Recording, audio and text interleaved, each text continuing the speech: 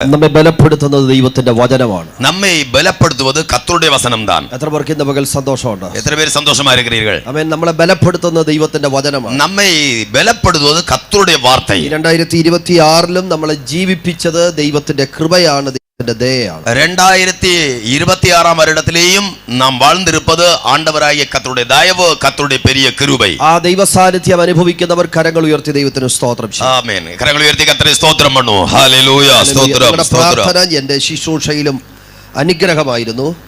உங்களுடைய ஜெபங்கள் என்னுடைய ஊழியத்திலும் மிகவும் ஆசீர்வாதமா இருந்தது. നിങ്ങൾ പറയും ഞങ്ങൾ പാസ്റ്റർക്ക് വേണ്ടി പ്രാർത്ഥിച്ചില്ല. മുൻപ് സ്കോട്ട്ലൻഡിലുള്ളതായ ഒരു മിഷണറി, സ്കോട്ട്ലൻഡ് ദേശത്തിലുള്ളതാണ് ഒരു മിഷണറി ആഫ്രിക്കയിലേക്ക് കടന്നു ചെന്നു. ആഫ്രിക്കാവുക്ക് പുറപ്പെട്ടു സെൻറാർ. ആഫ്രിക്കയില് ദൈവവചനം താൻ പ്രസംഗിച്ചുകൊണ്ടേയിരുന്നു. ആഫ്രിക്കാവിൻ പല ഭാഗങ്ങളിലെ കർത്തരുടെ വാർത്തയെ അവർ പേസിക്കൊണ്ടിരുന്നാർ. സുവിശേഷം ഒരുപാട് ഇടങ്ങളിൽ പറഞ്ഞു. സുവിശേഷം അനേക ഇടങ്ങളിലെ ചൊന്നാർ. പലരും രക്ഷിക്കപ്പെട്ടു. അനേകർ രക്ഷിക്കപ്പെട്ടാர்கள். ഒരു ദിവസം ഒരു നാൾ താൻ ഇങ്ങനെ സുവിശേഷം പ്രസംഗിക്കാൻ പോകാൻ റെഡി ആയിക്കൊണ്ടിരിക്കുമ്പോൾ, അവർ പ്രസംഗം பண்ண ஊழியத்திற்காக போக ஆயத்தமாகி கொண்டிருக்கும்போது ഒരു മനുഷ്യൻ വേഗത്തിൽ താൻ താമസിക്കുന്ന ചെറിയ കുടിലേക്ക് കയറി വന്നു. ഒരാൾ അവർ തങ്ങിയിരുന്നതാണ് அந்த குடிசைக்கு வேகமாய் வந்தார். പെട്ടെന്ന് താൻ പറഞ്ഞു, ഈ പട്ടണത്തിൽ നിന്ന് താൻ പോകണം, ഈ ദേശത്ത് നിന്ന്, ഈ രാജ്യം വിട്ട് നിങ്ങൾ പോകണം. அந்த ஆள் ஆத்திரத்தோടെ சொன்னார், இந்த தேசத்தை விட்டு, இந்த ராஜ்யத்தை விட்டு நீங்கள் போக வேண்டும். ഇവിടെ നിങ്ങൾ യേശുവിനെ പറ്റി പ്രസംഗിക്കേണ്ട ആവശ്യമില്ല. இங்கே நீங்கள் இயேசுவை பற்றி சொல்ல வேண்டிய தேவையில்லை. നിങ്ങൾ ഇനിയും ഇവിടെ നിന്നാൽ, நீங்கள் ഇനി இங்கே நின்றால், നാളെ രാത്രിക്ക് മുമ്പ് ഞങ്ങൾ നിങ്ങളെ കൊല്ലും. നാളെ இரவு வருவதற்கு முன்பாக உங்களை கொலை செய்வோம்.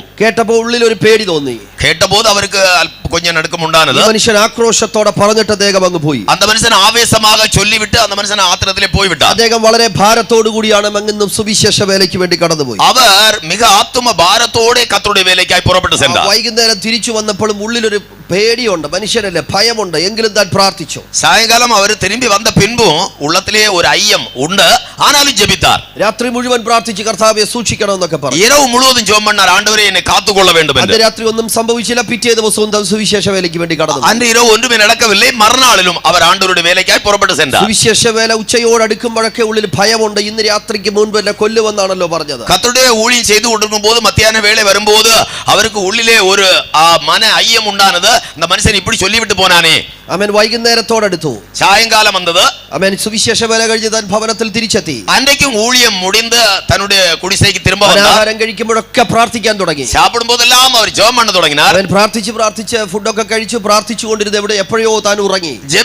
ஜெபித்து ஆகாரம் சாப்பிட்டு நினையாத நேரத்திலே ஜெபித்து தூங்கி விட்டார். പിറ്റേ ദിവസം നേരം വെളുത്തു താൻ എഴുന്നേറ്റു. மறுநாள் நேரம் புலர்ந்தது, அவர் எழும்பினார். ഒന്നും സംഭവിച്ചില്ല. ഒന്നും നടക്കவில்லை. അദ്ദേഹം ദൈവത്തെ സ്തുതിച്ചു. அவர் ആண்டവരെ മഹിമപ്പെടുത്തിനാർ. ദൈവം തന്റെ ദൂതന്മാരെ ഇറക്കിയതിനായി സ്തോത്രം എന്ന് പറഞ്ഞു. ആണ്ടവർ உம்முடைய தூதர்களை அனுப்பினதால் உமக்கு ஸ்தோத்திரம் என்று சொன்னார். താൻ ബലത്തോട് കൂടി സുവിശേഷ വേലയ്ക്ക് വേണ്ടി വീണ്ടും കടന്നു. மறுபடி ആത്മ ബലത്തോടെ ஊழியத்திற்காய் புறப்பட்டு ചില சென்றார். ആഴ്ചകൾ കഴിഞ്ഞു. ചില വാരങ്ങൾ താണ്ടിനത്. സുവിശേഷ പ്രതികൾ കൊടുത്ത് ഒരു വീട്ടിലേക്ക് കയറി ചെല്ലുമ്പോൾ, അവര് സുവിശേഷ പ്രതികൾ കൊടുത്തു ഒരു വീട്ടിൽ ഏറി ചെന്നപ്പോൾ, ആ വീടിന്റെ റൂമിൽ അല്ലെങ്കിൽ ഉമ്മറത്ത് അല്ലെങ്കിൽ ഫ്രണ്ട് റൂമിൽ ഒരാൾ ഇരിപ്പുണ്ട്. அந்த வீட்டின் മുൻ പകുതിയിലെ ഒരാൾ இருந்தார். അത് മറ്റാരുമല്ല, തന്നെ കൊല്ലുമെന്ന് പറഞ്ഞ മനുഷ്യൻ അവിടെ ഇരിപ്പുണ്ട്. വേറെ ആരുമല്ല, തന്നെ കൊலை செய்வேன் வந்து சொன்னதான அந்த മനുഷ്യൻ அங்கே இருக்கிறார். കണ്ടപ്പോൾ ഉള്ളിലൊരു പേടി തോന്നി. അവരെ பார்த்தபோது ഒരു ഭയം ഉണ്ടാനது. എങ്കിലും മുന്നോട്ട് വെച്ച കാല് മുന്നോട്ട് തന്നെ വെച്ച് താൻ സുവിശേഷ പ്രതി തനിക്ക് കൊടുത്തു.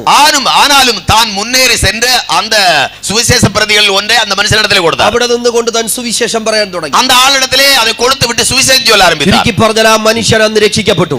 அன்றைக்கு அந்த மனுஷன் രക്ഷിക്കപ്പെട്ടാர். യേശുവിനെ സ്വന്തം രക്ഷിതാവായി സ്വീകരിച്ചു. இயேசுவை சொந்த രക്ഷകராய் ஏற்றுக்கொண்டார். അതിനേക്കാൾ ഉപരി താൻ സുവിശേഷ വേലയ്ക്ക് വേണ്ടി സമർപ്പിച്ചു. அதை விட விசேஷம் என்னவென்றால் அவர் அந்த நேரத்திலே தன்னை சுவிசேஷ ஊழியத்திற்காக சமர்ப்பித்தார். ചില നാൾ കഴിഞ്ഞപ്പോൾ ഈ മിഷണറിയോടൊപ്പം താൻ സുവിശേഷ വേലയ്ക്ക് വേണ്ടി കടന്നു. சில நாள் சென்ற பின்பு இதே கர்த்தருடைய ஊழியக்காரரோடு சேர்ந்து அவரும் ஊழியம் செய்ய ஆரம்பித்தார். താനും സുവിശേഷ പ്രതികൾ വീട് തോറും ഇറങ്ങി കൊടുക്കാൻ തുടങ്ങി. அவரும் டிராக்டர் சுவிசேஷ துண்டுகள் வீடுகள் தோறும் ஏறி இறங்கி கொடுக்க ஆரம்பித்தார். ഒരു ദിവസം താനും ഈ മിഷണറിയും ഒരുമിച്ച് നടക്കുമ്പോൾ, ஒரு நாள் இவர் രണ്ടുപേരും ചേർന്ന് നടക്കുമ്പോൾ പെട്ടെന്ന് ഈ മിഷണറിക്ക് കഴിഞ്ഞ നാളിൽ സംഭവിച്ച ഈ വിഷയം ഓർമ്മ വന്നു. അവർക്ക് കഴിഞ്ഞ നാളിലെ നടന്നതാണ് இந்த സംഭവം നിனைவுக்கு വന്നത്. പെട്ടെന്ന് ഈ മനുഷ്യനോട് ചോദിച്ചു, இந்த ആളോട് കേട്ടാർ, മോനെ നിനക്ക് ഓർമ്മയുണ്ടോ ചില മാസങ്ങൾക്ക് പുറകിൽ നീ എന്നെ കൊല്ലുമെന്ന് പറഞ്ഞത് വന്നത്? സ്നേഹിതാ ഉനക്ക് ஞாபகம் இருக்கிறதா ചില നാളുകൾക്ക് മുൻപ് എന്നെ കൊலை செய்வேன் என்று வந்து சொன்னாயே? അദ്ദേഹം പറഞ്ഞു ഓർമ്മയുണ്ടെന്ന് പറഞ്ഞു. அந்த ஆள் சொன்னார், எனக்கு நினைவு இருக்கிறது. പിറ്റേ ദിവസം നീ കൊല്ലുമെന്ന് പറഞ്ഞു, പക്ഷെ നിന്നെ കണ്ടില്ലല്ലോ, നീ വന്നില്ലായിരുന്നോ എന്ന് ചോദിച്ചു. மறுநாள் உன்னை கொலை செய்வேன் என்று சொன்னாயே, ஆனால் நீ வரவில்லையே, என்ன காரணம் என்று கேட்டார். പുള്ളി പറഞ്ഞു ഞാൻ വന്നെന്ന് പറഞ്ഞു. அந்த ஆள் சொன்னார், நான் வந்தேன். ഞാൻ അന്ന് രാത്രി നിങ്ങളെ കൊല്ലാൻ ഞങ്ങൾ 3 പേര് വന്നതാണ്. அன்று இரவு வேளையில் நாங்கள் 3 பேரை சேர்ந்து உங்களை கொலை செய்யும்படியாய் வந்தோம். പക്ഷേ 32 ജൈന്റ് അല്ലെങ്കിൽ 32 ആചാന ബാഹുക്കളായ 32 പേര് 32 போர் வீரர்கள் ராட்சதர்கள் போன்றவர்கள் அங்கே நின்றார்கள்.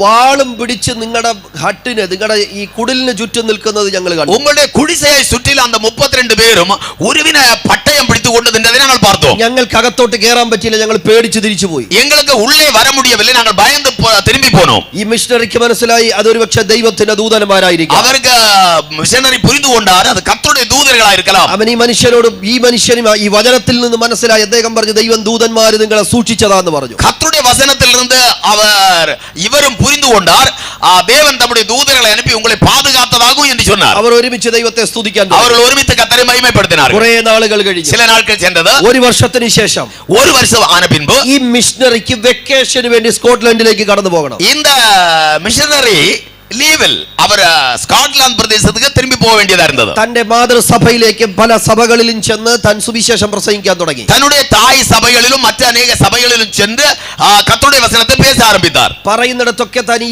മിഷൻ എക്സ്പീരിയൻസ് ആഫ്രിക്കയിൽ നടക്കുന്നതായ പ്രവർത്തനങ്ങളെ കുറിച്ചൊക്കെ പറയും. சொல்லுகிற இடங்களெல்லாம் தான் ஆப்பிரிக்காவில் ஊழியம் செய்ததான அந்த பழக்க வழக்கங்களை குறித்து அவர்களுக்கு சொன்னார். ഒടുവിൽ തന്റെ മാതൃസഭയിൽ തനിക്ക് അവസരം കിട്ടി. கடைசியாக தன்னுடைய தாய் சபையிலே தனக்கு நேரம் கிடைத்தது. സുവിശേഷം പ്രസംഗിക്കാൻ അവസരം കിട്ടിയപ്പോൾ താൻ ഈ എക്സ്പീരിയൻസ് പറഞ്ഞു. பிரசங்கிக்க அவருக்கு தருணம் கிடைத்த போது அங்கே நடந்ததான அந்த சம்பவங்களை அவர் ஞாபகம் வந்து சொன்னார். ഇത്ര നാളുകൾക്ക് പുറകിൽ ഇങ്ങനെ ഒരു സംഭവം നടന്നു, ദൈവം തന്റെ ദൂതന്മാരെ ഇറക്കി സൂക്ഷിച്ചു. இவ்வளவு நாட்களுக்கு முன்பாக ஒரு சம்பவம் நடந்தது, கர்த்தர் தம்முடைய தூதர்களை அனுப்பி என்னை பாதுகாத்தார். പക്ഷേ അതിന്റെ ഇടയിൽ ഈ മിഷണറി ഒരു കാര്യം പറഞ്ഞു. அதுக்கிடையே அதன் மத்தியத்தில் ஒரு காரியம் கூட சொன்னார். എനിക്ക് ഇത്ര നാളായിട്ടും മനസ്സിലാകാത്തൊരു കാര്യം, எனக்கு இவ்வளவு நாளும் புரிந்து கொள்ள முடியாமல் இருந்த விஷயம், ദൈവം എന്തിന് 32 എന്നുള്ള സ്പെസിഫിക് ആയിട്ടുള്ള നമ്പറിൽ ദൂതന്മാരെ ഇറക്കി? தேவன் எதற்காக 32 என்ற அந்த பிரத்யேக எண்களில் உள்ளதான தூதர்களை அனுப்பினார்? അദ്ദേഹം പ്രസംഗം കഴിഞ്ഞിരുന്നു. அவர் பிரசங்கம் முடிந்து இருந்தார். ആ മീറ്റിംഗ് കഴിഞ്ഞപ്പോൾ அந்த ஆராதனை முடிந்த போது ആ സഭയെ നോക്കുന്ന ചാപ്ലിൻ, നമ്മൾ ഇവിടുത്തെ കമ്മിറ്റിക്കാരെന്നൊക്കെ പറയുന്ന പോലെ ചാപ്ലിൻ ഉപദേശി മുന്നോട്ട് വന്നു. அந்த சபையை கவனிக்கிறதான மூப்பராகிய ஒருவர் முன்னில் வந்தார். അദ്ദേഹം ഇദ്ദേഹത്തോട് ചോദിച്ചു, എന്നാണെന്ന് നിങ്ങൾ ഈ സംഭവം നടന്നതെന്ന് ഓർമ്മയുണ്ടോ എന്ന് ചോദിച്ചു. என்று இந்த காரியம் நடந்தது என்று உங்களுக்கு ஞாபகம் இருக்கிறதா என்று அவர் கேட்டார். ഈ മിഷണറി ബാഗ് തുറന്ന് ഡയറി എടുത്ത് മറിച്ചു നോക്കി ആ ഡേറ്റ് പറഞ്ഞു. கர்த்தருடைய ஊழியக்காரர் மிஷனரி அவருடைய டைரியை திறந்து அந்த டேட்டை சொன்னார். ഈ ചാപ്ലിൻ ഓടിച്ചെന്ന് കബോർഡ് തുറന്നു. அந்த மூப்பராகிய மனுஷன் ஓடி போய் அந்த அலமாரையை திறந்தார். സഭയുടെ രജിസ്റ്റർ ബുക്ക്, അതായത് സഭയിലെ റിപ്പോർട്ട് എഴുതുന്ന ബുക്ക് എടുത്തു കൊണ്ടുവന്നു. சபையில் உள்ளதான அந்த ரெஜிஸ்டர் புக்கை எடுத்து கொண்டு வந்தார். എന്നിട്ട് അദ്ദേഹം മറിച്ചു ഈ മിഷണറി പറഞ്ഞ ഡേറ്റ് എടുത്തു. அதை பக்கங்களை திருப்பி அந்த மிஷனரிமாருடைய அந்த தேதிகளை எடுத்தார் அவர். എന്നിട്ട് മിഷണറി പറഞ്ഞ സംഭവം നടന്ന ഡേറ്റിൽ വായിച്ചിട്ട് ഒരു കാര്യം പറഞ്ഞു. அந்த டேட்டிலே வாசித்ததான அந்த கர்த்தருடைய ஊழியக்காரர் சொன்ன அந்த டேட்டிலே வாசித்து விட்டு சொன்னார், നിങ്ങൾക്കറിയാമോ, உங்களுக்கு தெரியுமா, നിങ്ങൾ പറഞ്ഞ ഈ ഡേറ്റിൽ, நீங்கள் சொன்னதான அதே தேதியில் ഈ സഭയ്ക്കകത്ത് இந்த சபைக்குള്ളിலே 32 സഹോദരിമാർ 32 സഹോദരിമാർ കരം കോർത്തു പിടിച്ചിരുന്നു കൈ ചേർത്ത് പിടിത്ത് ആഫ്രിക്കയ്ക്ക് വേണ്ടി പ്രാർത്ഥിക്കുകയായിരുന്നു. ആഫ്രിക്കയിലുള്ള ഊഴിയകൾക്കായി ജപിത്തുകൊണ്ട് இருந்தார்கள். 32 പേർ സ്കോട്ട്ലൻഡിൽ ഇരുന്ന് പ്രാർത്ഥിക്കുമ്പോൾ 32 പേർ സ്കോട്ട്ലാൻഡ് ദേശത്തിൽ നിന്ന് ജപിക്കുമ്പോൾ ഒരു മിഷണറിയുടെയും പേര് പറഞ്ഞില്ല, யாருடைய எந்த மிஷனரிமாരുടെ പേരും ചൊല്ലவில்லை. ദേശത്തെ വിടുവിക്കണമെന്നേ പറഞ്ഞുള്ളൂ. அந்த தேசத்தை விடுவியும் என்று മാത്രം சொன்னார்கள். ദൈവദാസന്മാരെ സൂക്ഷിക്കണമേ എന്ന് പറഞ്ഞുള്ളൂ. കർത്താവേ ഉம்முடைய ஊழியக்காரர்களை பாதுகாத்துக்கொள்ளும் என்று ஜெபித்தார்கள். പ്രാർത്ഥിച്ചവർക്ക് അറിയത്തില്ല അവിടെ ഇങ്ങനെ ഒരു ദൈവദാസൻ വേദനയിലൂടെ പോകുന്നെന്ന്. ஜெபித்தவர்களுக்கு தெரியாது இப்படிப்பட்ட கஷ்டப்பாடிலே ஒரு கர்த்தருடைய ஊழியக்காரர் அங்கே வேலை செய்கிறார் என்று. ഒരു രാജ്യത്ത് കരം കോർത്തു പിടിച്ച് പ്രാർത്ഥിച്ചപ്പോൾ മറ്റൊരു രാജ്യത്തിൽ വേദനയിലിരുന്ന ദൈവദാസന്റെ അടുക്കൽ ദൈവത്തിന്റെ സംരക്ഷണം ഒരുക്കി. ഒരു ദേശത്തിലിருந்து കൈകളെ ചേർത്ത് പിടിച്ച് ജപിച്ച போது മറ്റൊരു ദേശത്തിലെ കർത്തരുടെ വിടുതലെ ആമേ നടന്നുകൊണ്ടിരുന്നത്. അന്ന് ഈ മിഷണറിക്ക് മനസ്സിലായി എന്തുകൊണ്ടാ 32 എന്നുള്ള നമ്പർ. அப்போது அந்த மிஷனரி புரிந்து கொண்டார் இந்த 32 என்ற பிரத்யேகமான எண் ஏன் சம்பவித்தது. ഈ തമിഴ്നാടിൽ നിങ്ങൾ ഇവിടെ ഇരുന്ന് പ്രാർത്ഥിക്കുമ്പോൾ നിങ്ങൾക്ക് ഒരുപക്ഷെ പേര് ദൈവദാസന്മാരുടെ അറിയത്തില്ല, സഭയുടെ പേരറിയത്തില്ല, പക്ഷെ നിങ്ങളുടെ പ്രാർത്ഥനയുടെ അർത്ഥമറിയുന്നവൻ വിടുതലുകൾ വെളിപ്പെടുത്തേണ്ട ഇടത്ത് തന്റെ മറുപടികൾ വെളിപ്പെടുത്തും. தமிழ்நாட்டின் இந்த பாகத்திலே இருந்து நீங்கள் ஜெபிக்கும் போது தேவனாகிய கர்த்தர் தம்முடைய கிரியை செய்கிற நீங்கள் எந்த பகுதிக்காக ஜெபிக்கிறீர்கள் என்று உங்களுக்கு தெரியாது. ஆனால் தேவன் அந்த கிரியைகளை அந்தந்த ഭാഗങ്ങളിലെ നടപ്പിപ്പാർ. അങ്ങനെയെങ്കിൽ 2026 ദൈവം എനിക്ക് അവസരം തരുന്നെങ്കിൽ ഇന്ത്യയിലെ സംസ്ഥാനങ്ങളിൽ ഒന്നിനു വേണ്ടിയെങ്കിലും ഞാൻ എല്ലാ ദിവസവും പ്രാർത്ഥിക്കുമെന്ന് നിങ്ങൾ തീരുമാനമെടുക്കുക. ആകയാൽ നിങ്ങൾ ഒരു തീരുമാനം എടുക്ക വേണ്ടു. എൻ ദേവൻ എനിക്ക് ആയുസ് നാட்களை തന്നാൽ ആമേ ഇന്ത്യവിൻ ഇന്ന ഭാഗങ്ങൾക്കാக ഞാൻ ജപിപ്പേൻ എന്ന ഒരു നല്ല തീരുമാനം എടുക്ക വേണ്ടു. എത്ര പേർക്ക് സന്തോഷം? നിങ്ങൾ പോകണ്ട, ഇവിടെ ഇരുന്ന് പ്രാർത്ഥിച്ചാൽ മതി. ദൈവം ചിലരെ എഴുതി നിങ്ങൾ പോക വേണ്ടാം, ഇங்கே இருந்து ஜெபித்தால் போதும், ചിലരെ தேவன் எழுப்புவார். മുഖവുരകൾ ദീർഘിപ്പിക്കാതെ 1 കൊരിന്ത്യർ ലേഖനത്തിലേക്ക് നമ്മുടെ ശ്രദ്ധയെ മുഖവുരയെ ரொம்ப നീട്ടാமல் 1 കൊരിന്ത്യർ നിരുപത്തിற்கு നമ്മുടെ 16 അധ്യായം 1 കൊരിന്ത്യർ 16 அதிகாரம் അതിന്റെ 9ാമത് വാക്യം 9வது വചനം.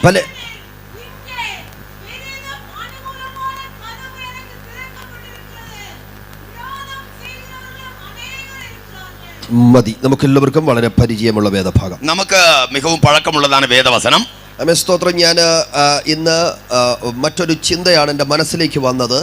മറ്റൊരു എണ്ണം താൻ എന്നുടെ മനതിൽ ഓടി വന്നത്. ഈ വാക്യത്തിൽ നിന്ന് പല ആവർത്തി പല ഇടങ്ങളിൽ ഞാൻ ശുശ്രൂഷിച്ചിട്ടുണ്ട്. இந்த பகுதியிலிருந்து பல தடவை பல இடங்களில் நான் பிரசங்கம் பண்ணியிருக்கிறேன். പക്ഷേ ഞാൻ ഇവിടെ വേദിയിൽ ഇരിക്കുമ്പോൾ ഈ വാക്യം എൻ്റെ ഉള്ളിൽ ആവർത്തിച്ച് പരിശുദ്ധാത്മാവ് തന്നു. ஆனால் நான் பலிபீடத்தில் இருக்கும்போது பரிசுத்த ஆவியானவர் திரும்ப திரும்ப அந்த வசனத்தை எனக்குள்ள ஏவினார். അതുകൊണ്ട് തന്നെ ഞാൻ ടൈപ്പ് ചെയ്ത് കൊണ്ടുവന്ന ടാബൊക്കെ മാറ്റി വെച്ചിട്ട് വേർഡുമായിട്ട് വചനവുമായിട്ട് നിൽക്കുകയാണ്. ഇന്ന് പകൽ ദൈവം നിങ്ങളോട് സംസാരിക്കണം. ஆகையால் நான் ஆயத்தப்படுத்தி கொண்டு வந்ததான பாகத்தை எல்லாம் மாற்றி வைத்து விட்டு இந்த தேவன் தந்த வார்த்தையிலே தேவனுடைய சமூகத்தில் நிற்கிறேன். കൊരിന്ത്യർ ലേഖനം 16 അധ്യായത്തിൽ പൗലോസിന്റെ ഒരു വെളിപ്പാടാണ് എഴുതിയിരിക്കുന്നത്. 1 കൊരിന്ത്യർ 16 அதிகாரத்திலே அப்போஸ்தலனாയ പൗലുக்கு வெளிப்படுத்தி கிடைத்ததான ஒரு சம்பவம் தான் எழுதி இருக்கிறது. പൗലോസ് പറഞ്ഞു, എനിക്ക് വലിയതും സഫലവുമായ ഒരു വാതിൽ തുറന്നിരിക്കുന്നു. പൗൽ சொன்னார், மிகவும் விசாலமான பெரிய வாசல் எனக்காய் திறக்கப்பட்டிருக்கிறது. എതിരാളികളും പലരുണ്ട്, എതിർപ്പവர்களுം അനേകർ இருக்கிறார்கள். ഈ 2026 ജനുവരി മാസത്തിൽ ഇന്ന് പകൽ ഈ സന്ദേശം കേൾക്കുന്ന എത്ര പേർക്ക് ഉറപ്പോടെ പറയാൻ കഴിയും, ഈ വർഷം എനിക്ക് വലിയതും സഫലവുമായ ഒരു വാതിൽ ദൈവം തുറന്നിട്ടുണ്ട്? இந்த வருஷம் இந்த ஜனவரி மாசத்திலே தேவ சமூகத்திலே உட்கார்ந்திருக்கிற எத்தனை தேவனுடைய பிள்ளைகள் நம்புகிறீர்கள், இந்த ஆண்டிலே எனக்கு விசாலமான பெரிய வாசலை கர்த்தர் திறந்திருக்கிறார். ஹல்லேலூயா, ஹல்லேலூயா. സഭയ്ക്ക് വേണ്ടി ദൈവം വലിയ വാതിൽ തുറന്നിട്ടുണ്ട്. சபைக்கு வேண்டி ஆண்டவர் விசாலமான வாசலை திறந்திருக்கிறார். എവിടെയാണ് ദൈവം വാതിൽ തുറക്കുന്നത്? எங்கே கர்த்தர் வாசலை திறப்பார்? ദൈവത്തിന്റെ വാതിലിന്റെ പ്രത്യേകത എന്താ? தேவனுடைய வாசலின் விசேஷம் என்ன?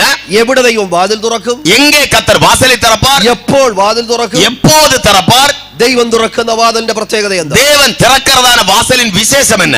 ദൈവ ഉലകത്തിൽ തുറന്ന ഏറ്റവും വലിയ വാതിൽ ഏതാ? தேவன் இந்த உலகத்திலே திறந்ததான மிகப்பெரிய வாசல் எது? ഇത്രയും ഭാഗങ്ങൾ സംസാരിപ്പാനാണ് കർത്താവ്. இவ்வளவு பாகங்களை பேசுவதற்காக ஆண்டவருடைய நாமத்தில் ஆமென் விரும்புகிறேன். എങ്കിലും കൊരിന്ത്യർ ലേഖനത്തെ കുറിച്ച് 1-2 വാക്കുകൾ നിങ്ങളോട് പറയുവാൻ ആഗ്രഹിക്കുന്നു. ஆனாலும் கொரிந்தியர் நிருபத்தை குறித்து சில வார்த்தைகளை உங்களுக்கு சொல்ல விரும்புகிறேன். ഈ വാക്യത്തെ നിങ്ങൾ ഒന്നുകൂടി എടുത്തു പഠിക്കാം. இந்த வசனத்தை நீங்கள் திரும்பவும் படிக்க வேண்டும். കൃപാസനം സഭ വചനത്തിന് പ്രാധാന്യം കൊടുക്കുന്ന സഭ. கிருபாசனம் சபை வேத வசனத்திற்கு ரொம்ப முக்கியத்துவம் கொடுக்கிறதான ஆண்டவருடைய மக்கள். ഏറ്റവും അധികം ഇഷ്ടപ്പെടുന്നത് വചനം പ്രസംഗിക്കാനാണ്. நான் மிகவும் விரும்புவது கர்த்தருடைய வார்த்தை பேசுவதற்கு. അതുകൊണ്ട് ഒത്തിരി കഥകളൊന്നും എന്റെ പ്രസംഗത്തിന്റെ ഇടയിൽ നിങ്ങൾക്ക് പറ്റത്തില്ല. ஆகையினாலே ஆமே கட்டுக்கதைகளாகிய கதைகள் ஒன்று என்னுடைய பிரசங்கத்தின் இடையில் நீங்கள் கேட்க மாட்டீர்கள். ഒരുപാട് അനുഭവങ്ങൾ പറയാനുണ്ട്. நிறைய அனுபவங்களை சொல்ல முடியும் எனக்கு. പലതും പൊന്നപ്പാസ്റ്റർക്ക് അറിയാം. சிலது மொழிபெயர்க்கிற தேவ மனுஷனுக்கு தெரியும். ആമേൻ സ്തോത്രം. മരണത്തിൽ നിന്ന് വിടുവിച്ചതിനെ കുറിച്ച് പറയാനുണ്ട്. மரணத்திலிருந்து கர்த்தர் விடுவித்ததை குறித்து எனக்கு சொல்ல உண்டு. പക്ഷേ പ്രസംഗിച്ചു തുടങ്ങുമ്പോൾ അതെല്ലാം പറയാൻ മറന്നു. ஆனா பிரசங்கம் தொடங்கி நடந்து கொண்டிருக்கும் போது அப்படி பல விஷயங்களும் மறந்து போகும். അപ്പം ഈ വചനം ഒത്തിരി പറയുമ്പോൾ ചിലപ്പോൾ ചിലർക്ക് ബോർ വരാൻ ചാൻസ്. நிறைய வசனம் பேசிக் கொண்டிருக்கும் போது சிலருக்கு அற்பம் கொஞ்சம் சோர்வு போல ஒரு அனுபவம் உண்டாகலாம். അത് കുഴപ്പമില്ല, എന്നാലും കേട്ടോണ്ടിരുന്നാൽ മതി. பரவாயில்லை, ஆனாலும் கேட்டுக்கொண்டிருங்கள். കാരണം നമ്മൾ ഒരിടത്ത് പ്രസംഗിക്കുമ്പോൾ ഒരാൾ ഒരു പാസ്റ്റർ ഇങ്ങനെ ഒരു ദൈവദാസനോട് പറഞ്ഞു, நாங்க ஒருடத்தில் ஊழியம் செய்யும் போது ஒரு பாஸ்டர் மற்றொரு தேவதாசனோடு சொன்னார், ഒത്തിരി ഉദാഹരണങ്ങളൊക്കെ പറഞ്ഞാൽ നല്ലതായിരിക്കും, நிறைய எடுத்துக்காட்டுகளை எல்லாம் சொன்னால் நன்றா இருக்கும் என்று சொன்னார். ആ ദൈവദാസൻ പറഞ്ഞൊരു കാര്യമുണ്ട്. அந்த தேவ மனுஷன் மறுபடியும் இப்படி சொன்னார், സ്കൂളിൽ പഠിക്കുന്ന പിള്ളേർക്ക് ഏറ്റവും ഇൻട്രസ്റ്റ് ഇഷ്ടമുള്ള ക്ലാസ് ഏതാണെന്നറിയാം? பிள்ளைகளுக்கு ஸ்கூல் படிக்கிறதான பிள்ளைகளுக்கு மிக விருப்பமான அந்த பீரியட் ஏதா இருக்கும் தெரியுமா? മലയാളത്തിലാണെങ്കിൽ കേരളത്തിലുള്ളവർ പറയും മലയാളമാണെന്ന് പറയും. கேரளத்தில் உள்ள பிள்ளைகள் എന്താ சொல்லுவார்கள், எங்களுக்கு மலையாளம் அந்த பாகம். ഇവിടെ ഉള്ളവർ ഒരുപക്ഷെ പറയും തമിഴായിരിക്കും. இங்கே உள்ளவர்கள் ஒருவேளை சொல்லுவார்கள் தமிழ் என்று. ഏറ്റവും ഇഷ്ടമല്ലാത്ത ഏതൊക്കെയാ? ஆனால் விருப்பம் இல்லாதது எல்லாம் ഒന്ന് കെമിസ്ട്രി, മറ്റൊന്ന് മാത്സ്. ஒன்று கெமிஸ்ட்ரி, மற்றொன்று கணக்கு. എല്ലായിടും അങ്ങനെയാ. எல்லா இடமும் அப்படிதான். എന്തുകൊണ്ടാണെന്നറിയാവോ? ஏன் தெரியுமா? മലയാളത്തും തമിഴും പഠിപ്പിക്കുമ്പോൾ കഥ പറയാൻ സ്കോപ്പ് ഉണ്ട്. മലയാളത്തിലും തമിഴിലും പഠിപ്പിക്കുമ്പോൾ കഥ ചൊല്ലുവதற்குரியதான വഴികളുണ്ട്. എക്സാമ്പിൾ പറയാം, ഉദാഹരണങ്ങൾ ചൊല്ലലാം. പക്ഷെ കെമിസ്ട്രി പഠിപ്പിക്കുന്നതിനടുത്ത് എന്നാ കഥ പറയാനാ? ஆனால் கெமிஸ்ட்ரி படிக்கும்போது அதற்கிடையில் என்ன கதை சொல்ல? മാത്സിന് 5 5 10 അത് ഒറ്റ വഴിയേ ഉള്ളൂ, അത് അങ്ങനെ പറയാൻ പറ്റൂ, വേറെ ഉദാഹരണം പറയാനില്ല. മാത്സ്ക്ക് 5 5 10 அப்படிதான் சொல்ல முடியும், வேற எடுத்துக்காட்டா சொல்வதற்கு ஒன்றுமில்லை அதில். അത് കേട്ടോണ്ടിരിക്കുമ്പോൾ ചിലപ്പോൾ ബോർ വരാം. அதை கேட்டுக்கொண்டிருக்கும் போது ஒருவேளை ஆமே ஒரு ബോർ പോലെ ഉണ്ടാകലാം. അതുപോലെയാണ് വചനം, ഇതിനകത്ത് വേറെ ഒന്നും പറയാനില്ല, ഇത് ഇതുപോലെ പറഞ്ഞെങ്കിലേ മനസ്സിലാകും. അതേപോലെதான் കർത്തருடைய വചനം, இதற்குள்ளே வேற ஒன்று சொல்வதற்கில்லை, அதை அப்படியே தான் சொல்ல வேண்டும். പൗലോസ് പറഞ്ഞു എനിക്ക് വാതിൽ തുറന്നിരിക്കുന്നു. പൗൽ சொல்லுகிறார் எனக்கு விசாலமான வாசல் திறந்திருக்கிறது. എഴുതുന്നത് സഭയ്ക്ക് വേണ്ടിയാണ്, எழுதுகிறது சபைக்காக. പക്ഷേ ഇവിടെ പൗലോസ് പറയുന്ന സഭയോടുള്ള ദൂതല്ല, വ്യക്തിപരമായ ദൂതാണ്. ஆனால் இங்கே പൗലപ്പോസ്തലൻ சொல்லுகிறது ആമേ സഭയോട് അല്ല, തനിപ്പട്ട നബരോട്. അങ്ങനെയെങ്കിൽ ഇന്ന് പകൽ നിങ്ങൾ ഇരിക്കുന്നത് സഭയിലാണെങ്കിലും ഇന്ന് നിങ്ങൾ പ്രാപിക്കേണ്ടത് വ്യക്തിപരമായ ദൈവശബ്ദമായിരിക്കണം. അതുപോലவே இன்று பகல் நீங்கள் இருப்பது சபையாக சபையில் இருக்கிறீர்கள் என்றாலும் தனித்தனியாக நீங்கள் பெற்றுக்கொள்ள வேண்டும். പൗലോസ് ഈ വാക്യത്തിന് 2 ഭാഗങ്ങളായി കാണാൻ കഴിയും. പൗൽ இந்த வசனத்தை 2 ഭാഗமாக பிரிக்கிறார். എനിക്കൊരു വാതിൽ തുറന്നിരിക്കുന്നു, எனக்கு ஒரு வாசல் திறக்கப்பட்டிருக்கிறது. എതിരാളികളും പലരുണ്ട്, எதிர்க்கிறவர்களும் अनेகர் இருக்கிறார்கள். അതാണ് 9ാമത് വാക്യം മുഴുവനായി വായിക്കുമ്പോൾ മനസ്സിലാകുന്നത്. அந்த 9வது வசனத்தை முழுவதுமாய் வாசிக்கும்போது அப்படிதான் நமக்கு புரிந்து கொள்ள முடிகிறது. പക്ഷേ ഇവിടെ വായിച്ചപ്പോൾ നിർത്തിയതെല്ലാം ആദ്യത്തെ പോർഷനിൽ നമ്മൾ അറിയാണ്ടങ്ങ് നിർത്തി.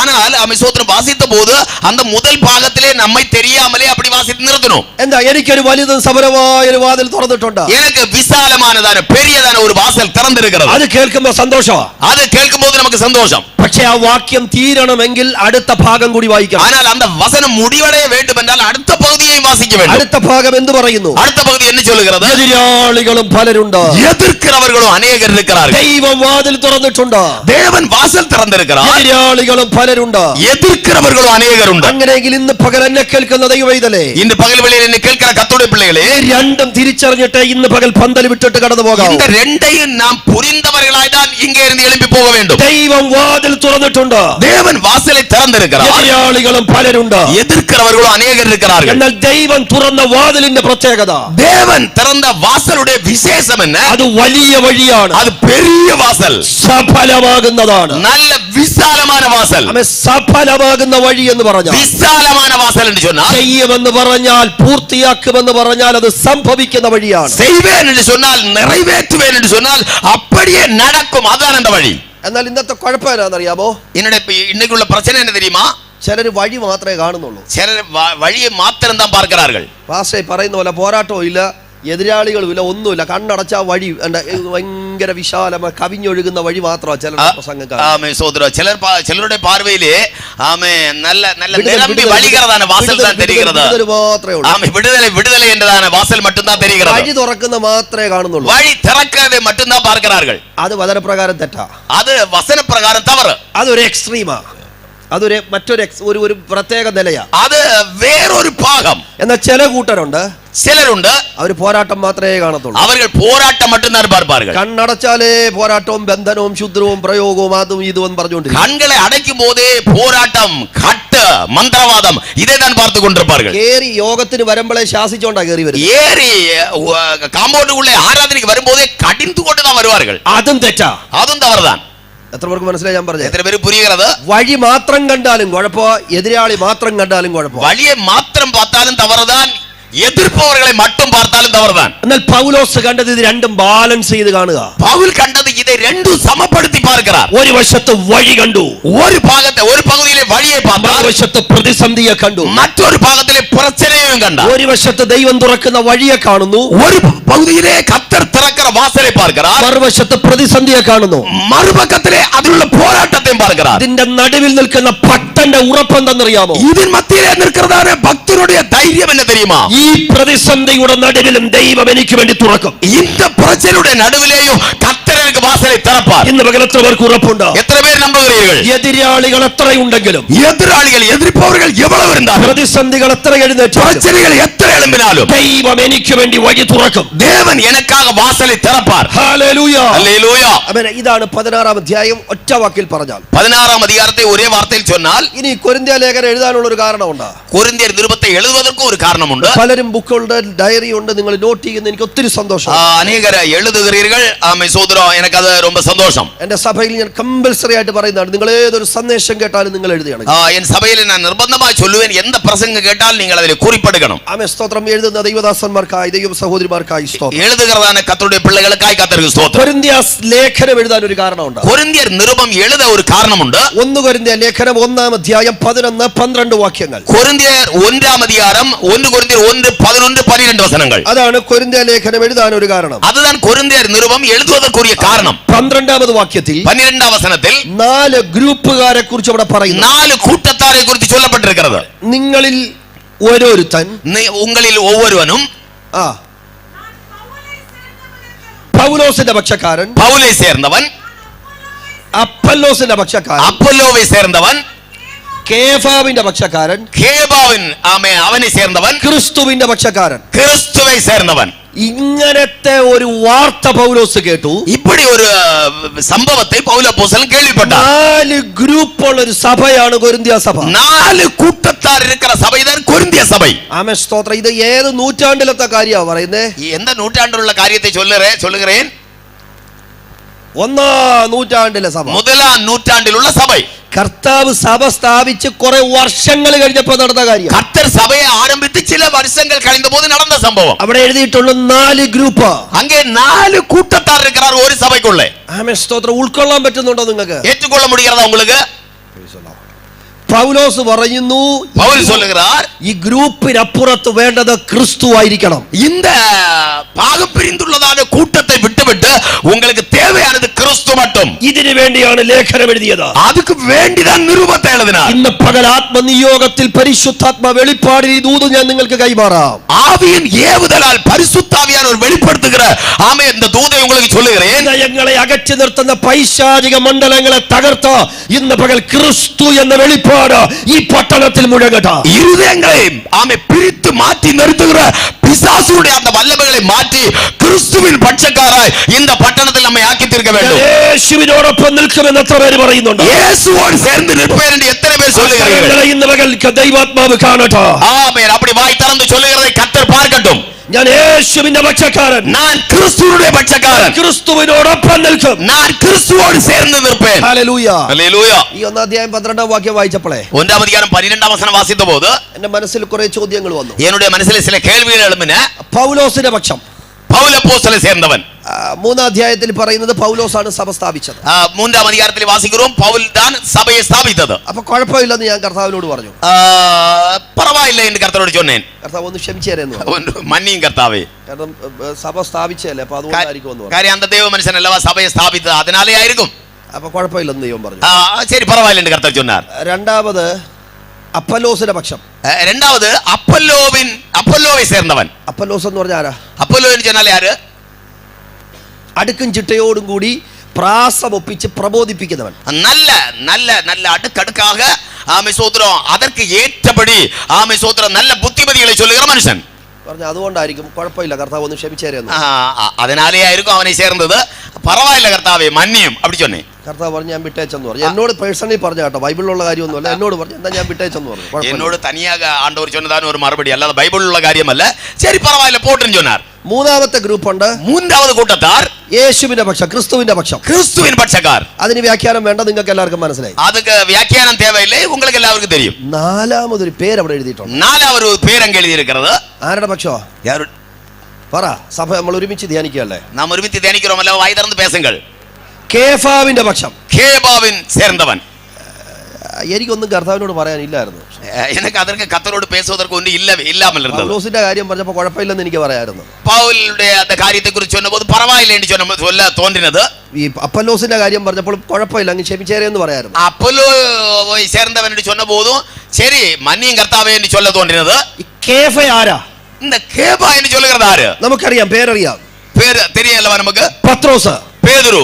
പത്രോസിന് ഒരു ഗ്രൂപ്പ് ഉണ്ടെന്ന് പത്രോസിൻ ചേർന്ന ഒരു കൂട്ടമുണ്ട്.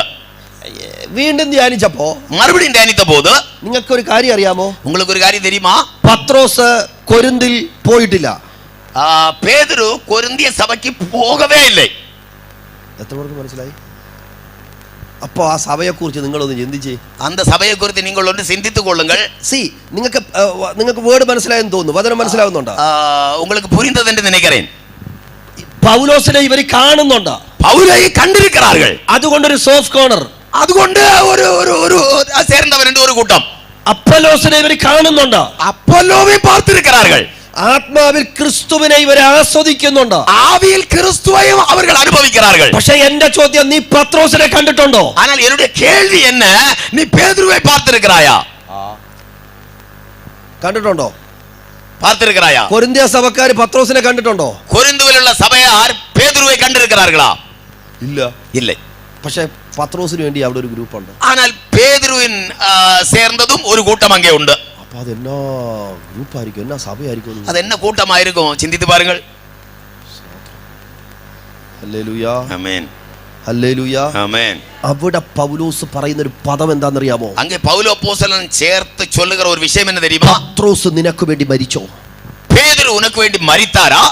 പൗലോസ് നിനക്ക് വേണ്ടി ക്രൂശിക്കപ്പെട്ടോ? പൗൽ ഉനക്കാக സിലുവയറായപ്പെട്ടാനാ? നിങ്ങൾക്ക് വേണ്ടി ക്രൂശിക്കപ്പെട്ട ക്രിസ്തുവിനേക്കാൾ ഉപരി ഒന്നിനും പ്രാധാന്യം കൊടുക്കരുത്. உங்களுக்காக சிலுவையில் அறையப்பட்ட இயேசுவை தவிர மற்றொன்றுக்கும் நீங்கள் பிரதானம் கொடுக்க கூடாது. എനിക്ക് ആ വചനത്തിന്റെ ആഴം എന്റെ ഉള്ളിൽ ദൈവാത്മാവ് തന്നപ്പോൾ ഞാൻ ഒരുപാട് ദൈവസന്നിധിയിൽ കരഞ്ഞ ഒരു വാക്യമാണ്. அந்த வசனத்தினுடைய ஆழமான சிந்தையை பரிசுத்தாவியானவர் என் இதயத்தில் தந்தபோது நான் ரொம்ப பாரப்பட்ட ஒரு விஷயம். ദൈവമക്കളെ, ഈ കാലഘട്ടത്തിൽ പിശാചിന്റെ വെല്ലുവിളിയാണ് ഞാൻ ഈ പറയുന്നത്. இந்த கடைசி நாட்களிலே பிசாசுடைய ஒரு சவாலை தான் உங்களுக்கு கூப்பிட்டு சொல்லுகிறேன். ജീവിതത്തിൽ കണ്ടിട്ടില്ലാത്ത ഏതൊക്കെയോ രാജ്യങ്ങളിലൂടെ ഏതോ ദൈവദാസന്റെ പേര് പറയുമ്പോൾ നിങ്ങളുടെ ഉള്ളിൽ ആവേശം കയറുന്നെങ്കിൽ ഓർത്തോണം, നിങ്ങൾ വിഗ്രഹാരാധന ചെയ്യുക. ആമേൻ, സ്തോത്രം. കണ്ടിട്ടേ ഇല്ലാത്ത യാരോ ഒരാളെ കുറിച്ച് ഉങ്ങളുടെ ഹൃദയത്തിലെ വൈരാഗ്യം ഉണ്ടാകുന്നത് എന്ന് சொன்னால் നിങ്ങൾ വിഗ്രഹാരാധനക്കാരായി இருக்கிறீர்கள். നിങ്ങൾക്ക് വേണ്ടി മരിച്ച യേശുവാണ് വലുത്. ഉങ്ങൾക്കാக മരിച്ചു ഉയർന്ന യേശുதான் பெரியவர். ഒന്നുകൂടി ദൈവദാസൻ എന്നുള്ള നിലയിൽ ഞാൻ പറയാം,